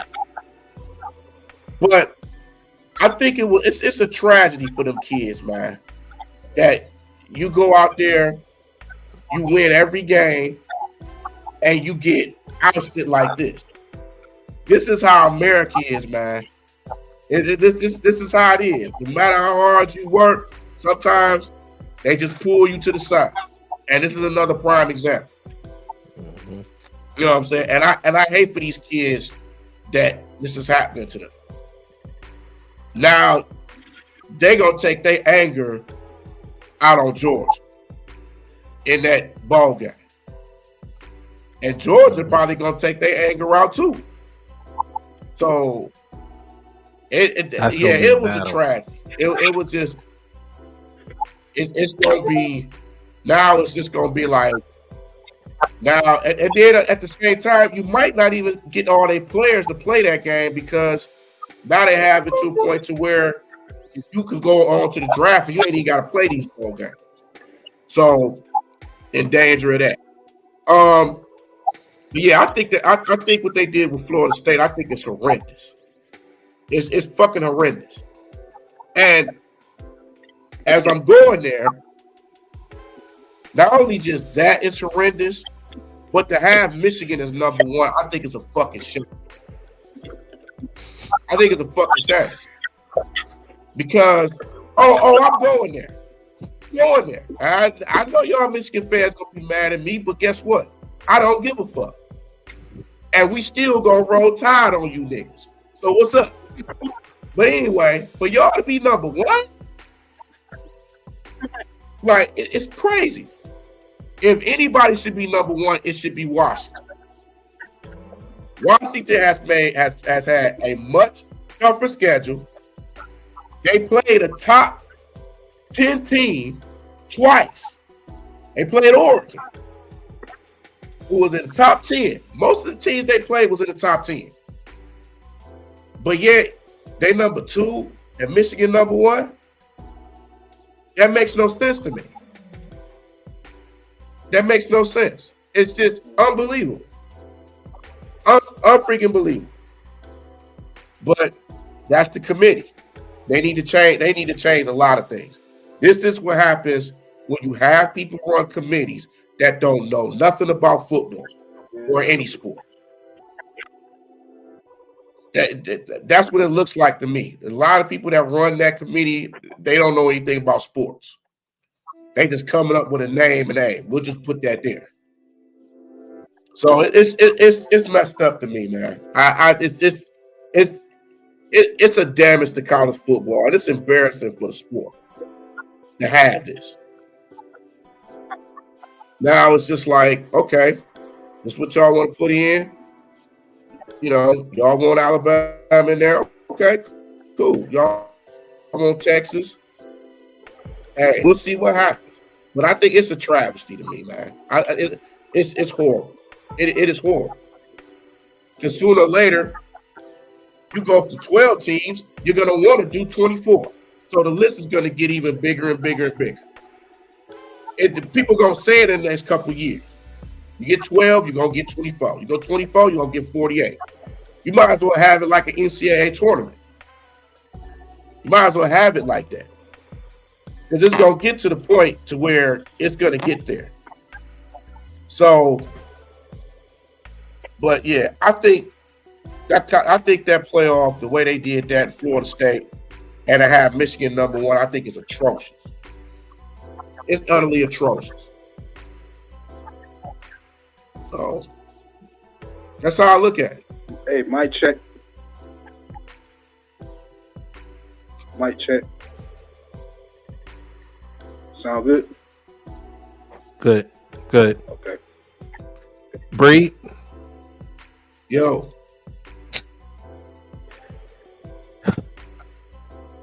Yeah, I went there. Everything you said was correct, bro. Yes.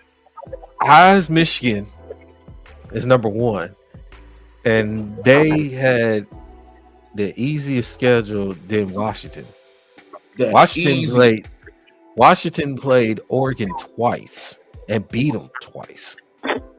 I didn't get it, but that's okay because if they got number one, they playing Alabama. Okay, you seen the look on their face when they found out they had to play Alabama. Okay, just saying, they had their look on their face. But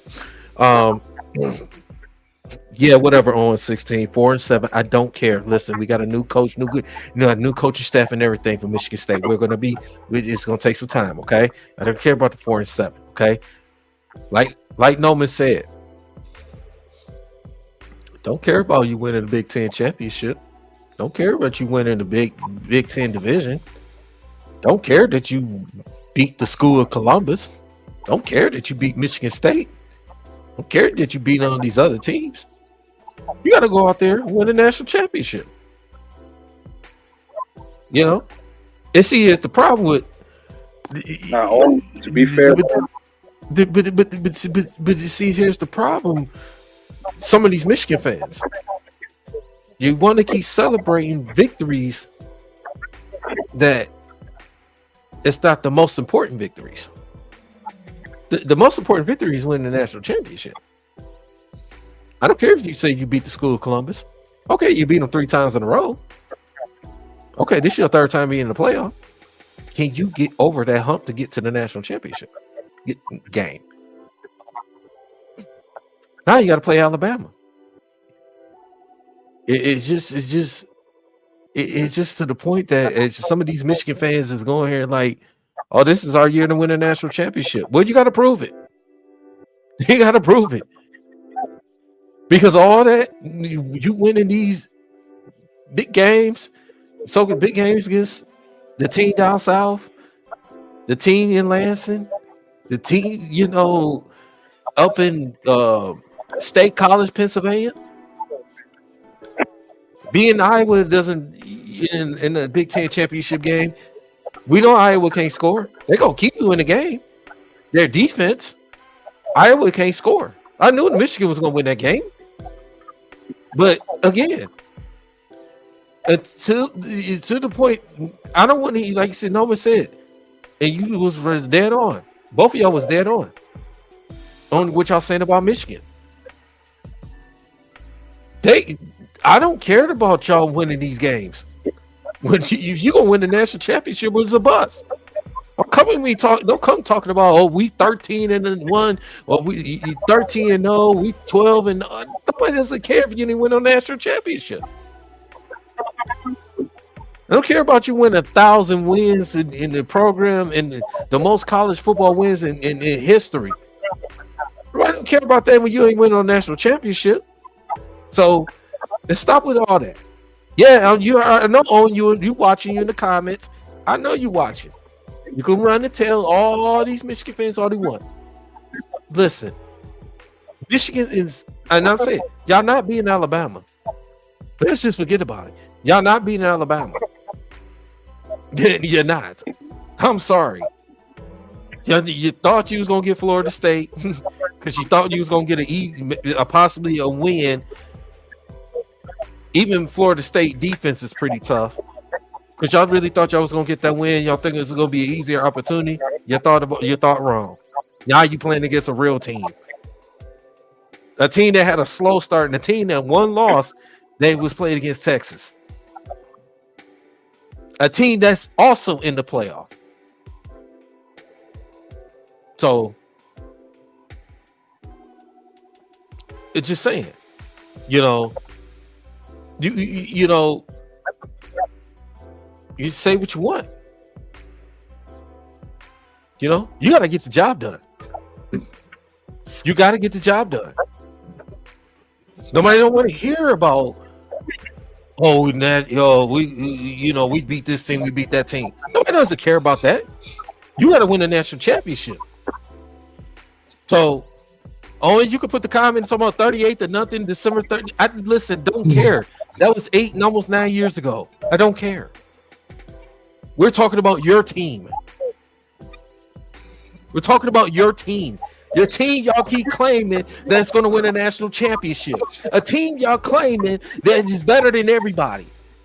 Y'all haven't proven yet to win a national championship.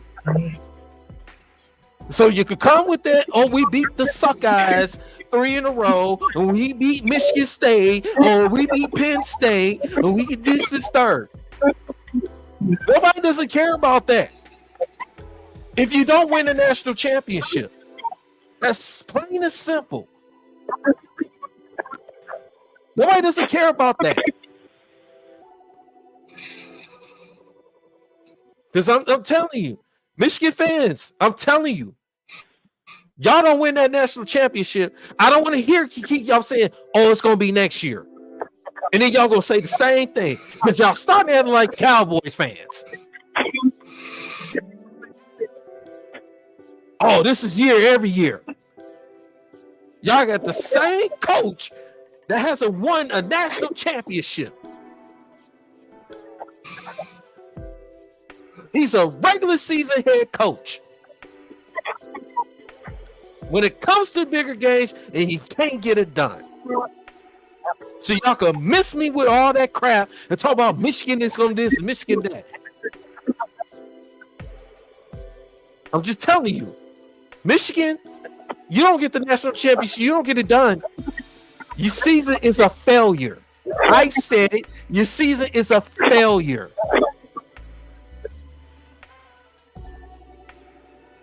Plain and simple. It's a failure. Big A, you can talk all that you want. I don't care. We got the third coach in what's his Harbaugh been there. I don't care about that. We know my team, Michigan State, is in a rebuild.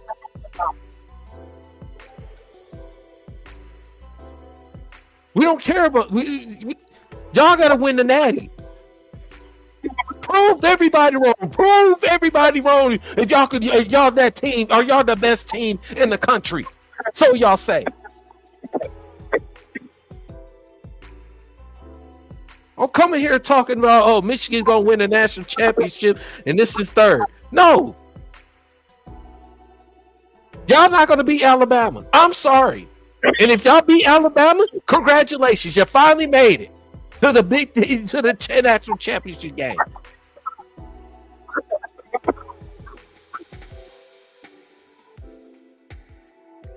It's just insane. Boy, I'm telling you. Michigan State, we got a lot going on, and we rebuilding. So at this point, Michigan fans, don't come talking about winning a national championship. Y'all can't even get to the championship game yet. When you give up 51 points against TCU, when you get destroyed the year before that against Georgia, don't come with that. Don't come with that. And I'm gonna say that name before I get out of here. If I let y'all go, I'm gonna say that name. And no, I ain't supposed to say that name. Nobody doesn't give a fuck about beating Ohio State if y'all don't win the national championship.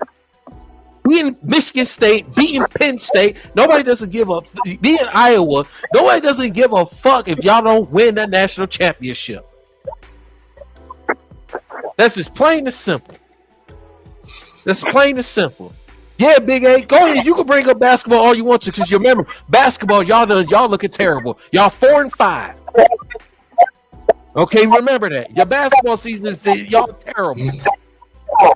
We're 500. Y'all under 500. So don't get me started with talking basketball, because y'all didn't even make the tournament last year. Y'all made the NIT. Don't get me started with basketball. Remember, we went to NCAA tournament 25 years straight. Some of y'all couldn't do. So don't get me started with basketball. Go ahead, Norma Breed. These Michigan fans is that like they Cowboy fans. I'm gonna let Noam go first, because I got some shit I need to get off my chest, and it needs to be said. So I'm gonna let Noam go, because I might hurt some feelings for what I. All right, so I'm gonna let Noam go. So look, at this point, like I said, I'm gonna keep saying it again. As a general fan of both Michigan and any fucking team I support, I do, and I suspect all my fellow Michigan fans, just like my Spartan brothers here, that know that we got to rebuild one there. I'm telling my fellow Michigan fans that y'all know it's time to win the Natty, bro. At some point, because that is going to look kind of strange. We keep winning the Big Ten, and then you keep getting knocked out the first round in the Final Four. At some point, Jim Harbaugh was brought here to win national championships. All that stuff, if he can't do it, man, no, salute him for what he did do, but come on, man, you're supposed to be the guy to take it to the next level. You have to win, at least get to the Natty, at the very least. But you were brought here to win championships, and that's just simple and plain. I'm not attacking Michigan or disrespecting the school. Schedule, everything, all that cupcake schedule this or who got a real schedule, all that is irrelevant. I'm focused on the Final Four, which Michigan has been a part of for the last now 3 years. At some point, Big A and Big Willie, Owen, y'all have to agree with me to a certain extent. It is time for them to put up a shut up. You have to admit to a certain point. That's all I'm saying. Bree, go ahead.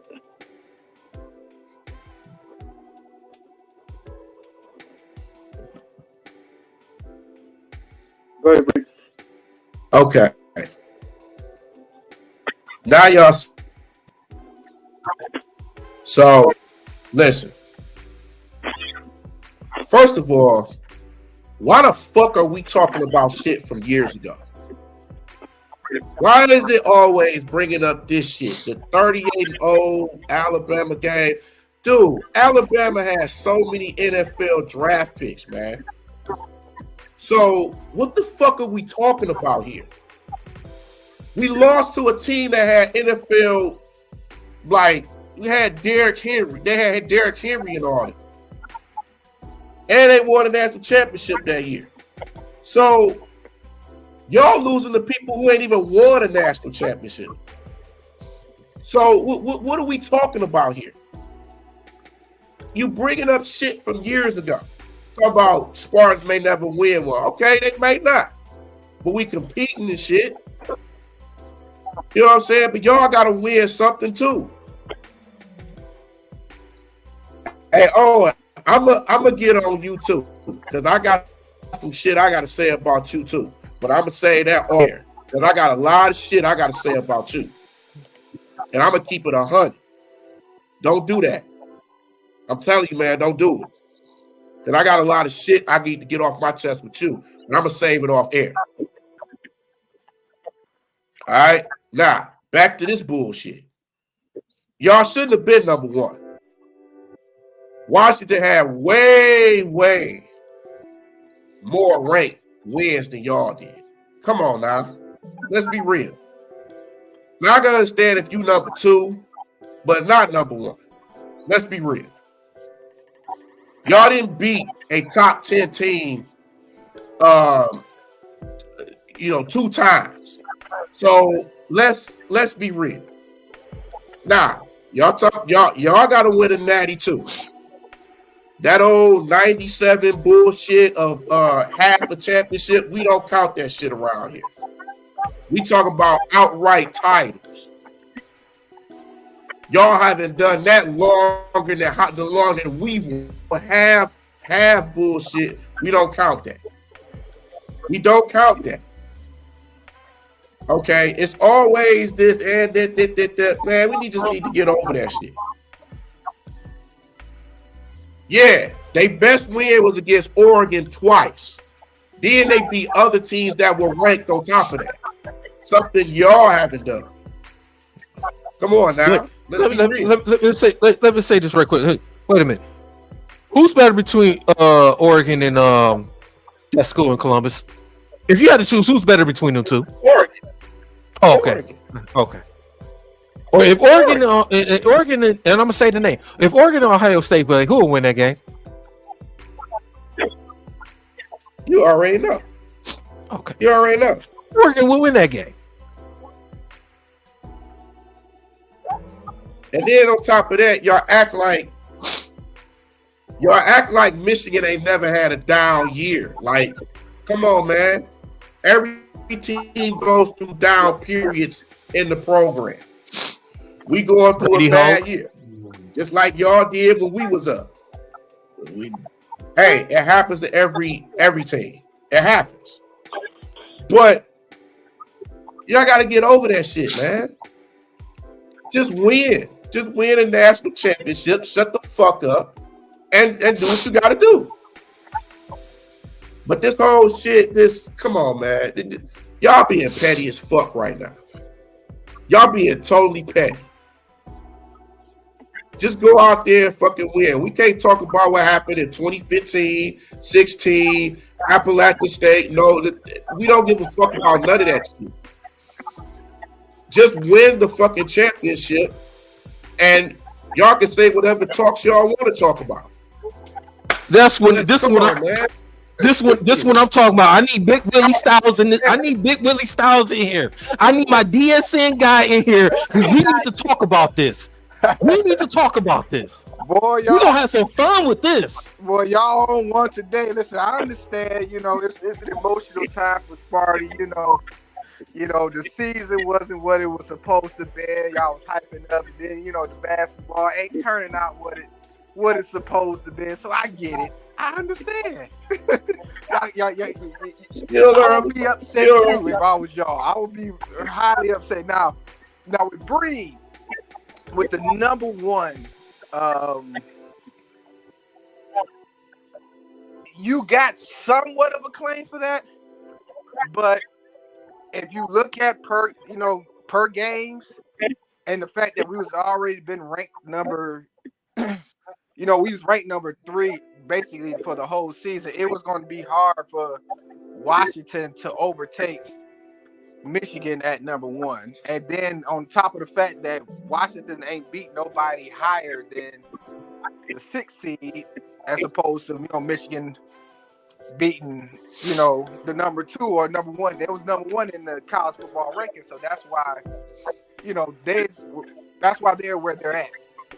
Either way, I think honestly, I feel like they would have put Washington at number 1, but I think they, the college football committee really wanted Michigan and Alabama as opposed to Washington and Alabama. So that's why I feel like they wasn't going to do that, because we gotta understand it's money to this thing. Ain't no two brands bigger in this college football playoff than Michigan and Alabama. So I think it's a money play with that. But that being said, listen, I don't disagree with you guys when you guys are saying that Michigan needs to win a national title. That's something we've been talking about for the last couple of years. Is taking that next leap. So you got to the college football playoffs 2 years ago. You went in there, you wasn't ready. Last year, you had too many mistakes to overcome the way y'all couldn't get it done this year. So yes, this year, I agree. It's natty or bust for us. I honestly feel like this is the best team to do that. And to say, I know a lot of people want to say Alabama. I don't see Alabama. No, I'm not going to say that. Alabama, of course, is good. But they're not as dino as Alabama was years past. The SEC is taking a little step back. They wasn't as strong as dominant as they've been the year before, in my opinion. And that's the reason why I feel like Florida State should have been in there, because they beat the SEC. Texas beat the SEC. The SEC is beatable. So I'm not, in regards to that. But yeah, I had to jump in here. Man, me and Big A, we was just sitting laughing back and forth, man. Y'all blood pressure's up, man. I hope y'all got your blood pressure pill. Big A, what's up, man? Look, man. Look. Like, when I got my chance to get in here, I'm gonna come in here. This is my whole thing with y'all argument, bro. This is the whole thing. When is the goalpost gonna stay consistent? First, it was you better beat Penn State. You better not lose the Penn. The only game y'all ain't say we better win is Iowa, because y'all knew that was gonna be a win. Iowa can't score. I know, but this is what I'm saying though. It's like, gotta stop moving the goalpost at some point. Listen, I'm on the thing too. This is the year they gotta win the Natty. I get that. This I feel like, this is the best opportunity. The only thing I hate that, Zach Zinter got hurt, but this is a month for them to get healthy. All of that above. But I'm just saying, bro, because typical Sparty fans, when Michigan first, it was like, you got to make the playoff. You got to beat Ohio State. And it's like, check. And it's like they checking stuff off. And like I said, it can't. Okay, they win this year, then it'd be like, oh, you gotta win too. And it's just like that's the consistent goalpost moving. And like I say, to say Washington should have been over Michigan is ludicrous. Michigan is the only team that beat 2 top 10 teams. The only one. The only one. Like everybody talk about how the first half of Michigan's schedule was terrible, or whatever the case is. I'm right there with you. But the second half of Michigan's schedule was the toughest in the country. The toughest. Nobody talking about that though. And then typical Sparty fan, when y'all football season go right, you say, "Oh, wait to basketball, wait to basketball." It's basketball season. It ain't looking great. So the same arguments you saying about Michigan football fans, Sparty basketball fans do the same thing. Because this is supposed to be your Final Four year. But see, I just talked to Big Willie about this the other day. Now, you know how it is with Michigan State basketball. They have these slow starts. They do have these slow. No. If you really look at Michigan State, they had these slow starts, and they turn around. They figure a way. They end up competing for the Big Ten tournament, and then they turn around in the NCAA tournament. You never count out Tom Izzo out. Tom Izzo is a great coach, and you know that. It's just the Michigan State. They get in their way. That's the problem with the basketball team. They get in their way. Come on, man. Michigan State what was their preseason rank? They was ranked 4. Ranked 4, bro. And they came out and lost to James Madison. And then y'all was trying to say, well, James Madison is a good team. There it is, there that. James Madison's thinking it up. Just saying. Come on, bro. Come on. The same stuff you trying to say, and that's what I'm saying, and this is where the contradiction coming in, because the same stuff you trying to say, well, Michigan fans, y'all got to say this, y'all got to say this, and you all hard, bro, so hard. Bro, y'all in your third coach since he been there. Bro, Harbaugh and what? Couldn't he get to the national championship game? Come on, bro. I said it. Y'all, hold on. Listen, I said this. I said it doesn't matter if you turn around and beat that team down south. You beat it. Do matter. That's the problem. You can't say it don't. You can't say it don't matter. National championship. This is what you gotta understand. That's the problem. It do matter. It don't matter to y'all because they put 50 on y'all before the half every game. So you can't say that. See, hold on, Big A. At some point, it needs to matter to Michigan State to be able to get over. That's what I'm saying. For Michigan, that's what I'm saying. State. But it seems to me that a lot of Michigan State fans, and I don't know if y'all can contest to that, being fans, y'all seem to, I wouldn't say cower, but y'all seem to bow down to Ohio State. Every time. That's them. They got nothing to do with me. Listen, when it comes to Michigan State, it don't matter how y'all season is. Y'all go in there, chest pumped out, everything. It come to Ohio State, y'all be like, I hope it's a game in the first quarter. Every time. And you know what? You know what else? DC and Bree, what upsets me. What upsets me about y'all is that y'all don't hold that same fire to Ohio State like y'all do Michigan. Like Ohio State ain't been whooping both of us for years, and that's why I always feel like, how do y'all rooting for Ohio State? See, I don't root for Ohio State. I don't root for them. For Ohio, I'm talking about just state fans, period. I see it all over the social media. I'm like, I would never root for Ohio State against Michigan State, no matter what. It's still Michigan versus Ohio. So it's kind of like, yeah, we had to get over that hump, but hell, y'all gotta get over that hump too now. I say we got some work we have to clean up. We got a new coaching staff, we got a new coach and everything, and we got a lot to do. I said it. It's gonna take some time for Michigan State football. But I'm saying for y'all, I'm just saying, y'all got to win the national championship. This is the national championship of bust. I don't want to hear talking about, okay, yeah, you went 13 and 13 and 0 and all that, but you didn't win a national championship. Nobody's not going to care about that. Nobody's not gonna But care listen, about you keep beating Ohio State, you keep beating Penn State, you keep beating Michigan State, you keep beating Iowa, but then you turn around, you're playing against like Alabama, somebody, but you can't beat them. Nobody's not gonna keep caring about that. You got to go out there and win the national championship, or this season's a failure. But listen, this would get me with y'all. This is right here is what get me with y'all. This is what get me with y'all. The expectation for Michigan is so high, bro. So high. Like you screaming to the top of your mouth, y'all gotta win the natty. Y'all gotta win the natty. But then when it comes to Michigan State football, it's like, oh, we got some work to do. And it's very low. It's very low. So that's the thing.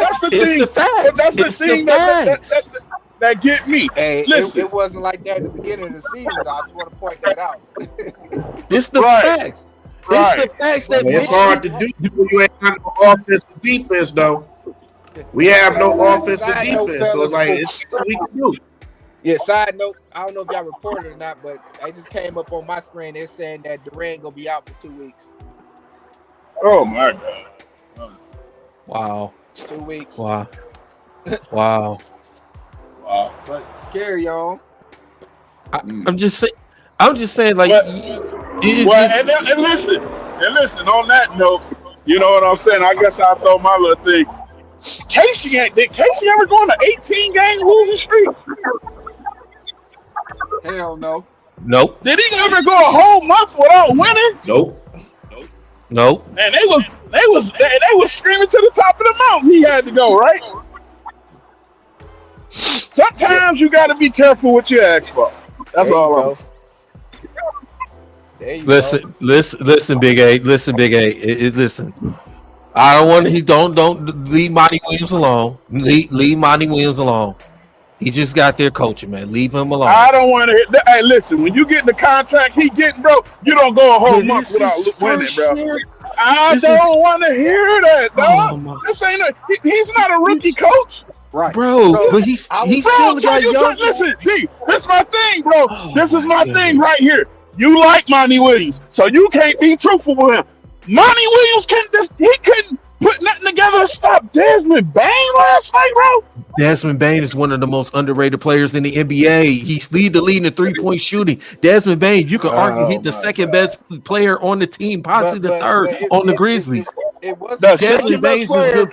The second best player on the team first. The Grizzlies.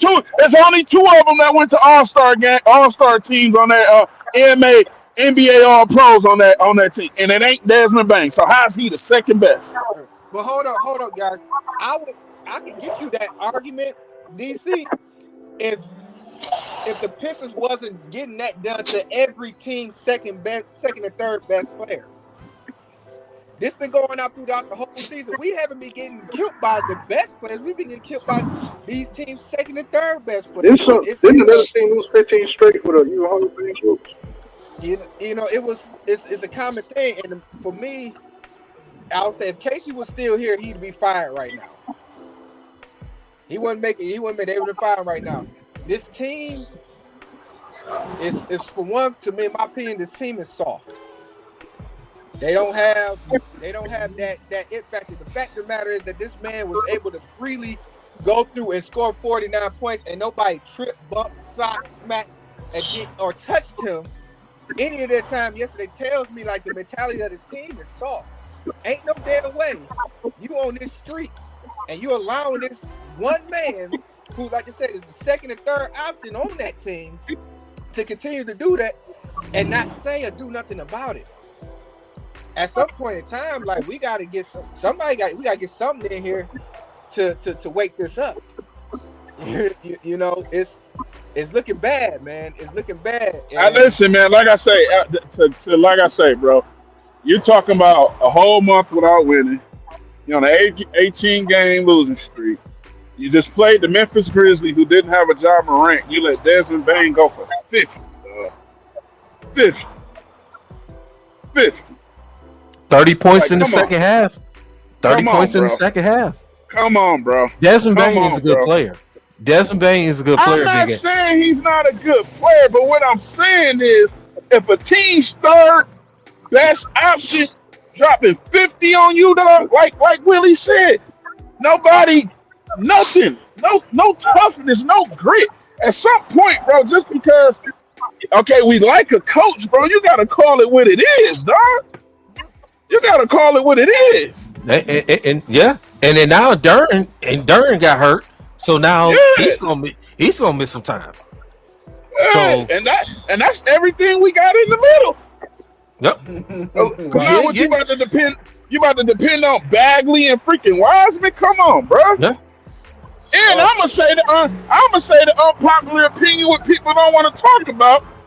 Troy Weaver got to take some of this heat too. He got to take some of this heat, Oh, yeah. dog. Yeah. Most definitely. You know what I'm saying? And Gorge, you Gorge. Listen, listen. This is my thing with Gorge, right? Gorge done gave them like he went and bent over backwards. He got the coach. You know, he went and got the hot GM at the time. You know what I'm saying?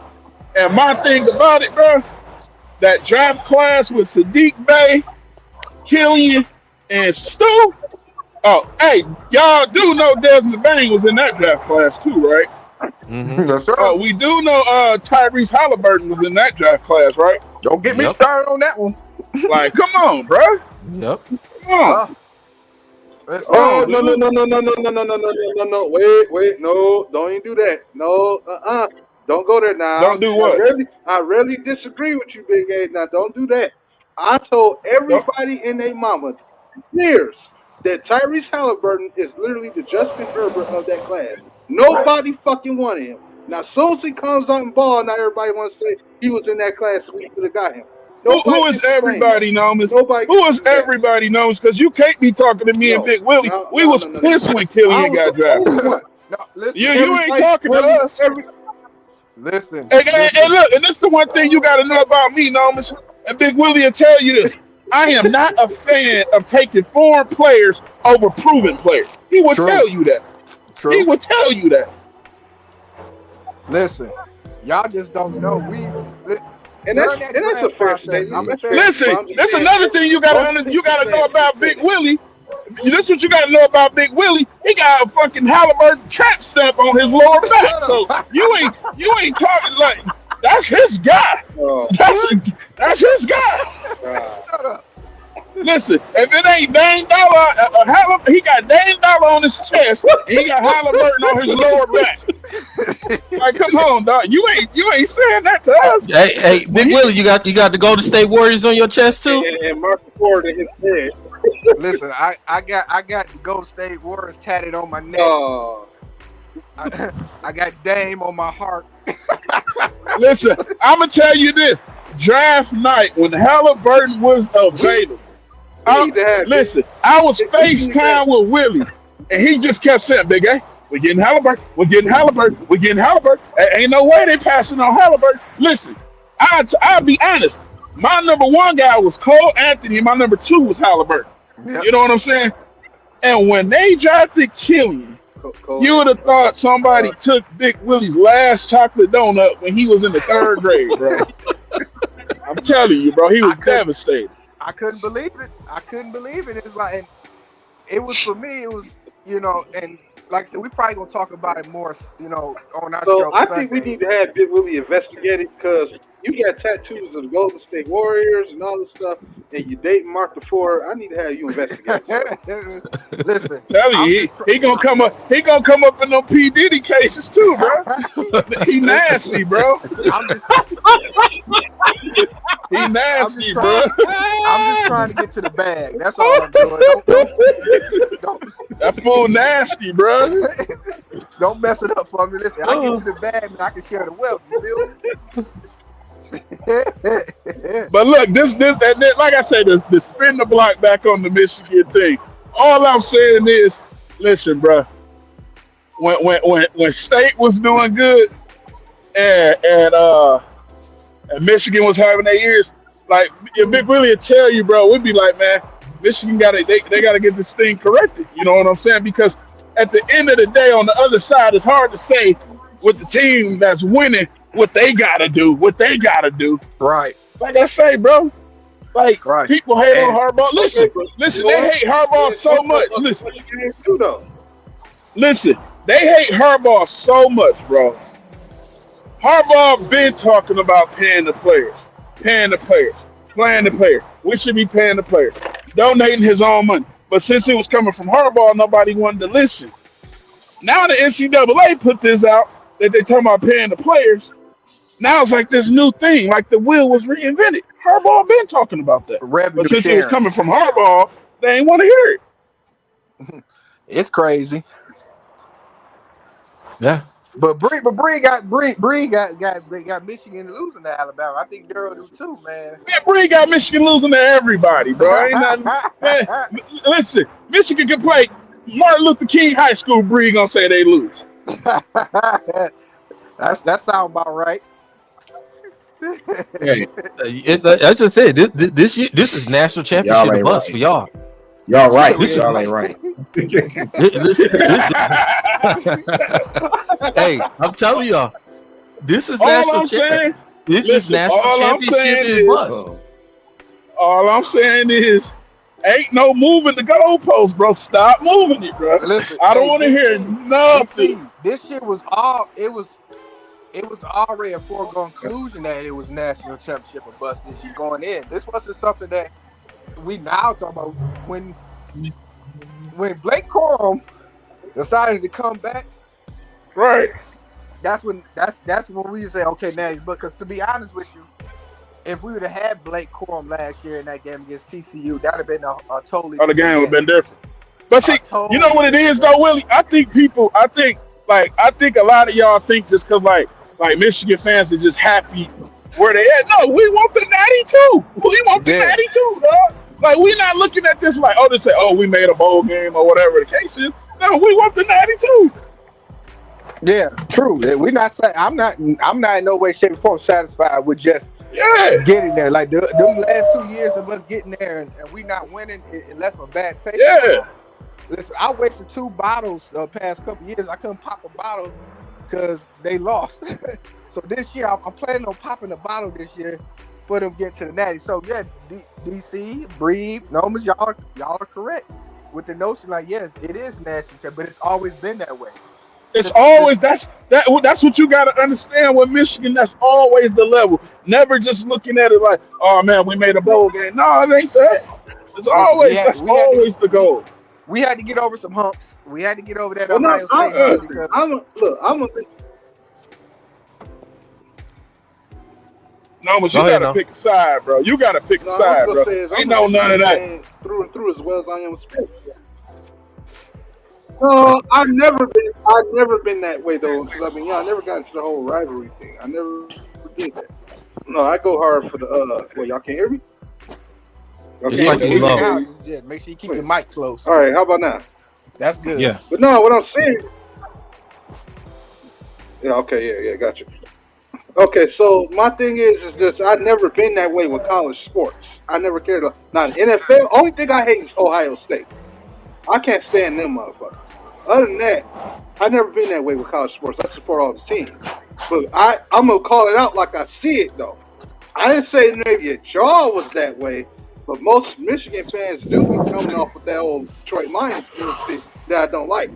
Like, come on, man. It's time to win a natty. You brought Jim Harbaugh in here to win a natty, man. So at the end of the day, I need Harbaugh to be in his book for real this time. I don't want to see him trying to act like he in the NFL. You got to play college football like college football is supposed to be fucking played. Quit trying to do shit that don't make sense. Be straight to the point. This team is talented enough to go out there and contend with anybody. But if you keep poorly coaching this damn team, you go continue to make them look like the goddamn cow bitches. Like, I don't want that damn representation on my goddamn franchises here. To be the cow bitch. I'm already worried about the Lions looking like the cow bitches. Why the fuck would I want to see her have my Michigan football teams too looking the same way? That's what I'm saying. You know, time for them to put up or shut up. Well, I'm finna get on the train, so I'm gonna hop back in. You got both. All I'm saying is I don't want to see no goalpost moving. That's all I'm saying. Okay, That's all I'm that's saying. it. National championship or bust, man. Because I That's don't want all to. I'm Hear, I don't want to hear. I don't want to hear none excuses. Y'all don't win it. Didn't win a national championship again. I don't want to hear it. Okay. I Yep. don't want to Okay. And hear it. and We what's to don't want to say? hear it's too many penalties, all of that. Don't want to hear it. Y'all Don't lose, want to y'all hear it. lose, y'all take it like a man. That's what I want to Okay. hear. Okay. I'm with that. Yeah. If you, I'm with that. you know, Just saying. y'all win it. I give y'all the most respect as possible. I'll be like, okay, If possible. You If ain't gonna have a possible. listen. You ain't gonna have a goddamn choice, Bree, because I'm gonna catch you at the game and put a Michigan hoodie on you, my boy. You ain't gonna have a damn choice, my boy. Hey, I know where you sit at. Hey, Big Willie. Hey, and hopefully the Pistons have won a game since then. Oh man, listen, that'll be a blessing right there. I You know, and right? Michigan and Pistons winning. I don't know. We might win a national championship first before the Pistons win the game. That's a Hey, but look, real quick, y'all. hey, E. The Lions got the Lions. I'm gonna say the Crews look nice. Hey, look, I'm gonna say it like this: if y'all win the national championship, very next show afterwards, I will wear some Michigan gear and I'll give y'all props. And I would do this. I would do the same thing. Matter of fact, I go to the Den store in downtown Ann Arbor. While I'm on my break at work, I go buy a Michigan shirt and wear it. Well, I would buy it. Save up your coins and then go ahead and get you one. You might as well just get one now. Just go ahead and get it now. Hey, hold on now. Y'all got to be Alabama first. You gotta get out the way.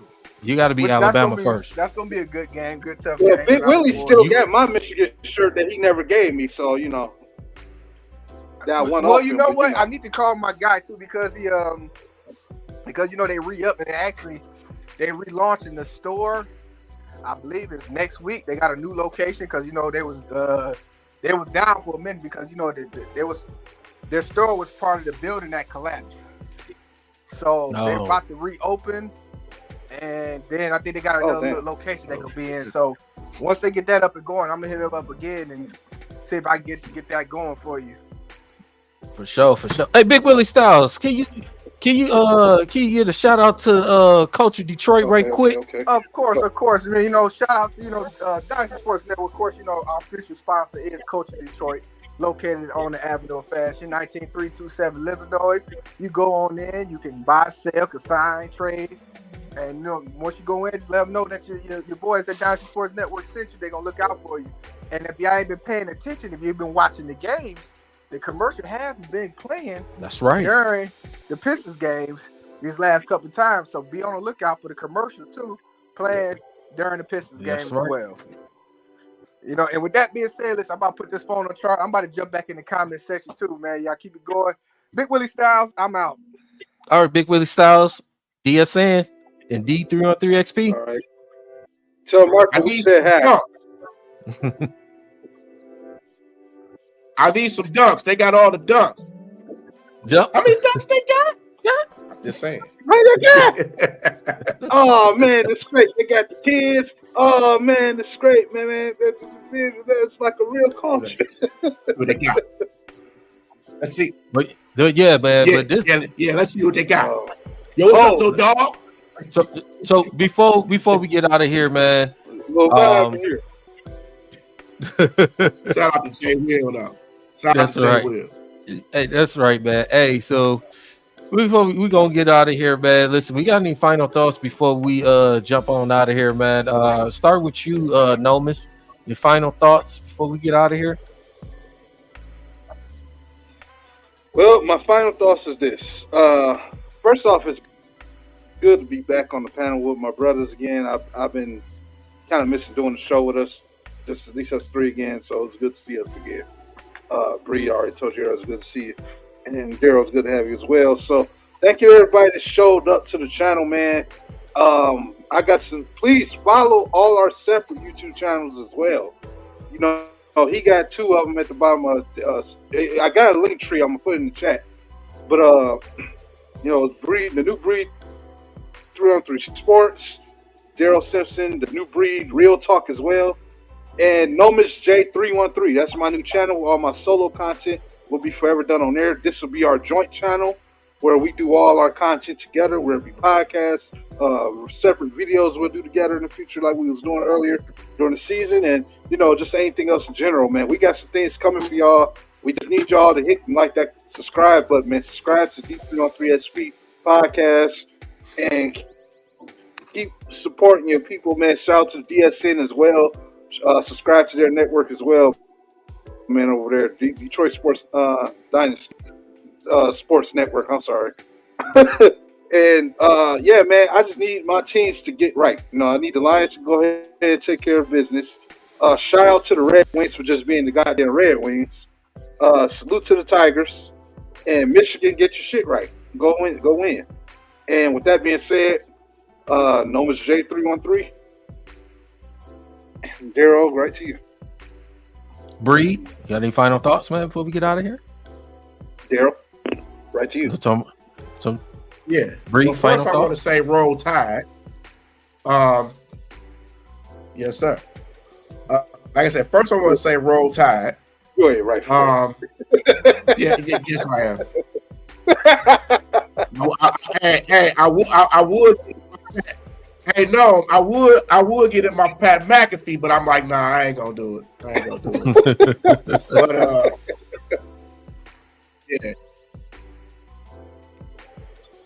yeah, but hey, man, yeah, just everybody, let's just have hopes with all these teams, man. No matter if they good, they bad, just still be with the teams, man. Just wish them the best, man. I mean, I know Pistons got like a 100-game losing streak, but still roll with them. Still roll with them. It's going to eventually end. I don't know if it's going to this year, but have some hope. Shout out to the Red Wings.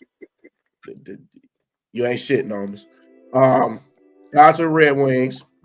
Shout out to the Tigers, and they move. Oh, and also, forgot to mention this too. Shout out to Jim Leland for making the Baseball Hall of Fame. Yes. Well deserved. Oh, yes. Well deserved. Yes. Well deserved. And Coach McMillan, too.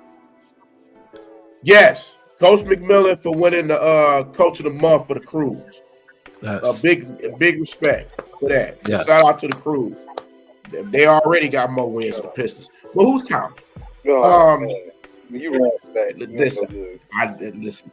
No, you're starting again. No, you're starting again. But yeah, man. Just for the Lions, man. Hopefully they go out there in Chicago and beat those Care Bears. Beat them down in the cold. I know the Lion Nation gonna go crazy down there. It's only a 4-hour drive, so they're gonna go crazy down there, even in that cold. So shout out to the Lions. Hey, quick shout out to Bears Country. Foster was here earlier too, so shout out to them. Yes, we will be on. They will be here, and we will be on their show next week. Absolutely. So 2 shows back to back. So shout out to them, man. They got some good content stuff too. And also too, I got to give a shout out to Chris Howard. He's actually going to do an autograph signing in Toledo on December the 17th. So it's going to be Anthony Thomas, Chris Howard, Fitzgerald Toussaint, and Lawrence Marshall. If y'all don't see it, this is it right here. Absolutely. It's going to be at Franklin Park Mall in Toledo on the 17th. So some of y'all Michigan fans, y'all want to go out there, get whatever signed, get anything signed, or just show support, man. Just do that. So shout out to Chris Howard, man. I'll try to be out there to show my support to him and everything. So hopefully everybody y'all can do that too. But yeah, man, just look at the play-in games, y'all thoughts on the playoff games and everything. So hopefully the Lakers ain't gonna win. Oh, my bad. The Fakers won't win. That's about it. All right, man. Final thoughts for me, man. Listen, I want to start off with like I said, I'm going to start out with the Pistons, man. Pistons, like I said, just I know it's been tough. You know, just continue to compete the best of your ability. You're gonna get to finally, hopefully, you get a win by the end of the year. It's going to be pretty tough. Yep. So, right, make sure you have Riley Patterson doing autograph signing as well, man. Should make sure you show their support as well, man. So, um, yeah. So the Pistons, you know, it's been a struggle, but you know, you just have to fight through adversity. Just have to fight through it, man. Hopefully we could get a win at some point. So, but Lions go out there, take care of business. You got the Chicago Bears. They're looking for revenge. Like I said earlier, they're looking for revenge. Go out there, take care of business. Because the simple fact, you want to be in the top 2 seeds in the NFC. You know, you want to be at least in there. So you got to go out there, take care of business. Don't turn the football over. Play smart football. Hopefully, we get some pressure on Justin Fields, but we do a better job from what happened the first game. So even though we won that game, it didn't look pretty, but we won that game. Let's go out there, take care of our divisional opponent. Wet Wings, shout out to the Wings. They've been playing great hockey. They're playing good hockey. I'll give a shout out to them. Also, want to give a shout out to everybody that was give a shout out to the Tigers as well. You know, saying for AJ Hinch and get a contract extension. Jim Leland is in the Baseball Hall of Fame. Shout out to that, man. So, also too, man, I want to give a shout out to everybody that was in the chat today, man. That came through from Sakina to Dynasty Sports Network, Big Willie Styles, and Big A guys. You know, Owen 16, our guy Owen 16, of course. I want to give a shout out to our guy, you know, guys that always show love and support. Ray Moore and Dante Chase, and you know, what's his name? Man Beast, and you know, those guys, man, all show love and support, man, in our channel. King Way more. Yeah, I just say Ray Morris and King. You know, all the other guys that shows love and support, man. Owen 16 always there. You know, he's like he's another guy on our XP as well, man, showing love and support, man. So definitely, man. So it's been a great show today, man. It's been a great show. Definitely next week we will be back on next week. Like you said with Bree, just you know, like we're gonna probably be on their podcast, the Bears Country Podcast, be on their show. Plus, we'll be on our show as well. So make sure y'all look forward to that. Hit that likes and subscribe to D313XP. We're gonna continue to bring out consistent content. Check out our Facebook page. You also check out Nolan's YouTube channel of Nolan's J313, and also Breeze, a new Breeze 313 Sports, and also Breeze his other channel. Make sure y'all hit the like, subscribe as well. Definitely, man. So we definitely gonna continue to bring you more content out there, man. So as that being said, Maniac Tim. Yep, and Maniac Tim. Give a shout out to Maniac Tim. Shout out to Lions Avenue Podcast. Shout out to Walter Stringer, and you know Neil Green Sr. and all the guys, Lions content creators. Dose of Dion. You always gonna, you know, Dose of Dion. You gotta get a shout out to him. Go ahead, Bree. Now that you mentioned Walter Stringer, I think we're gonna have him on the show in the next couple of weeks too. Oh yeah, okay, yeah. Because I didn't get a chance to talk to him, and I was I was on their show. I think about a month ago or something like that, a month or 2 months. Okay. You know, so it was pretty good. It was a real good show. Yeah, check those guys out, Lions Avenue Podcast. So, but yeah, as that being said, look at that. Make sure Nolan's J3, Curtis Steele. You know, Kuka Hill. Well, Yep. Kuka Hill as well for the Pistons. So he's doing a lot of work, man. Yeah. Oh yeah. One more thing.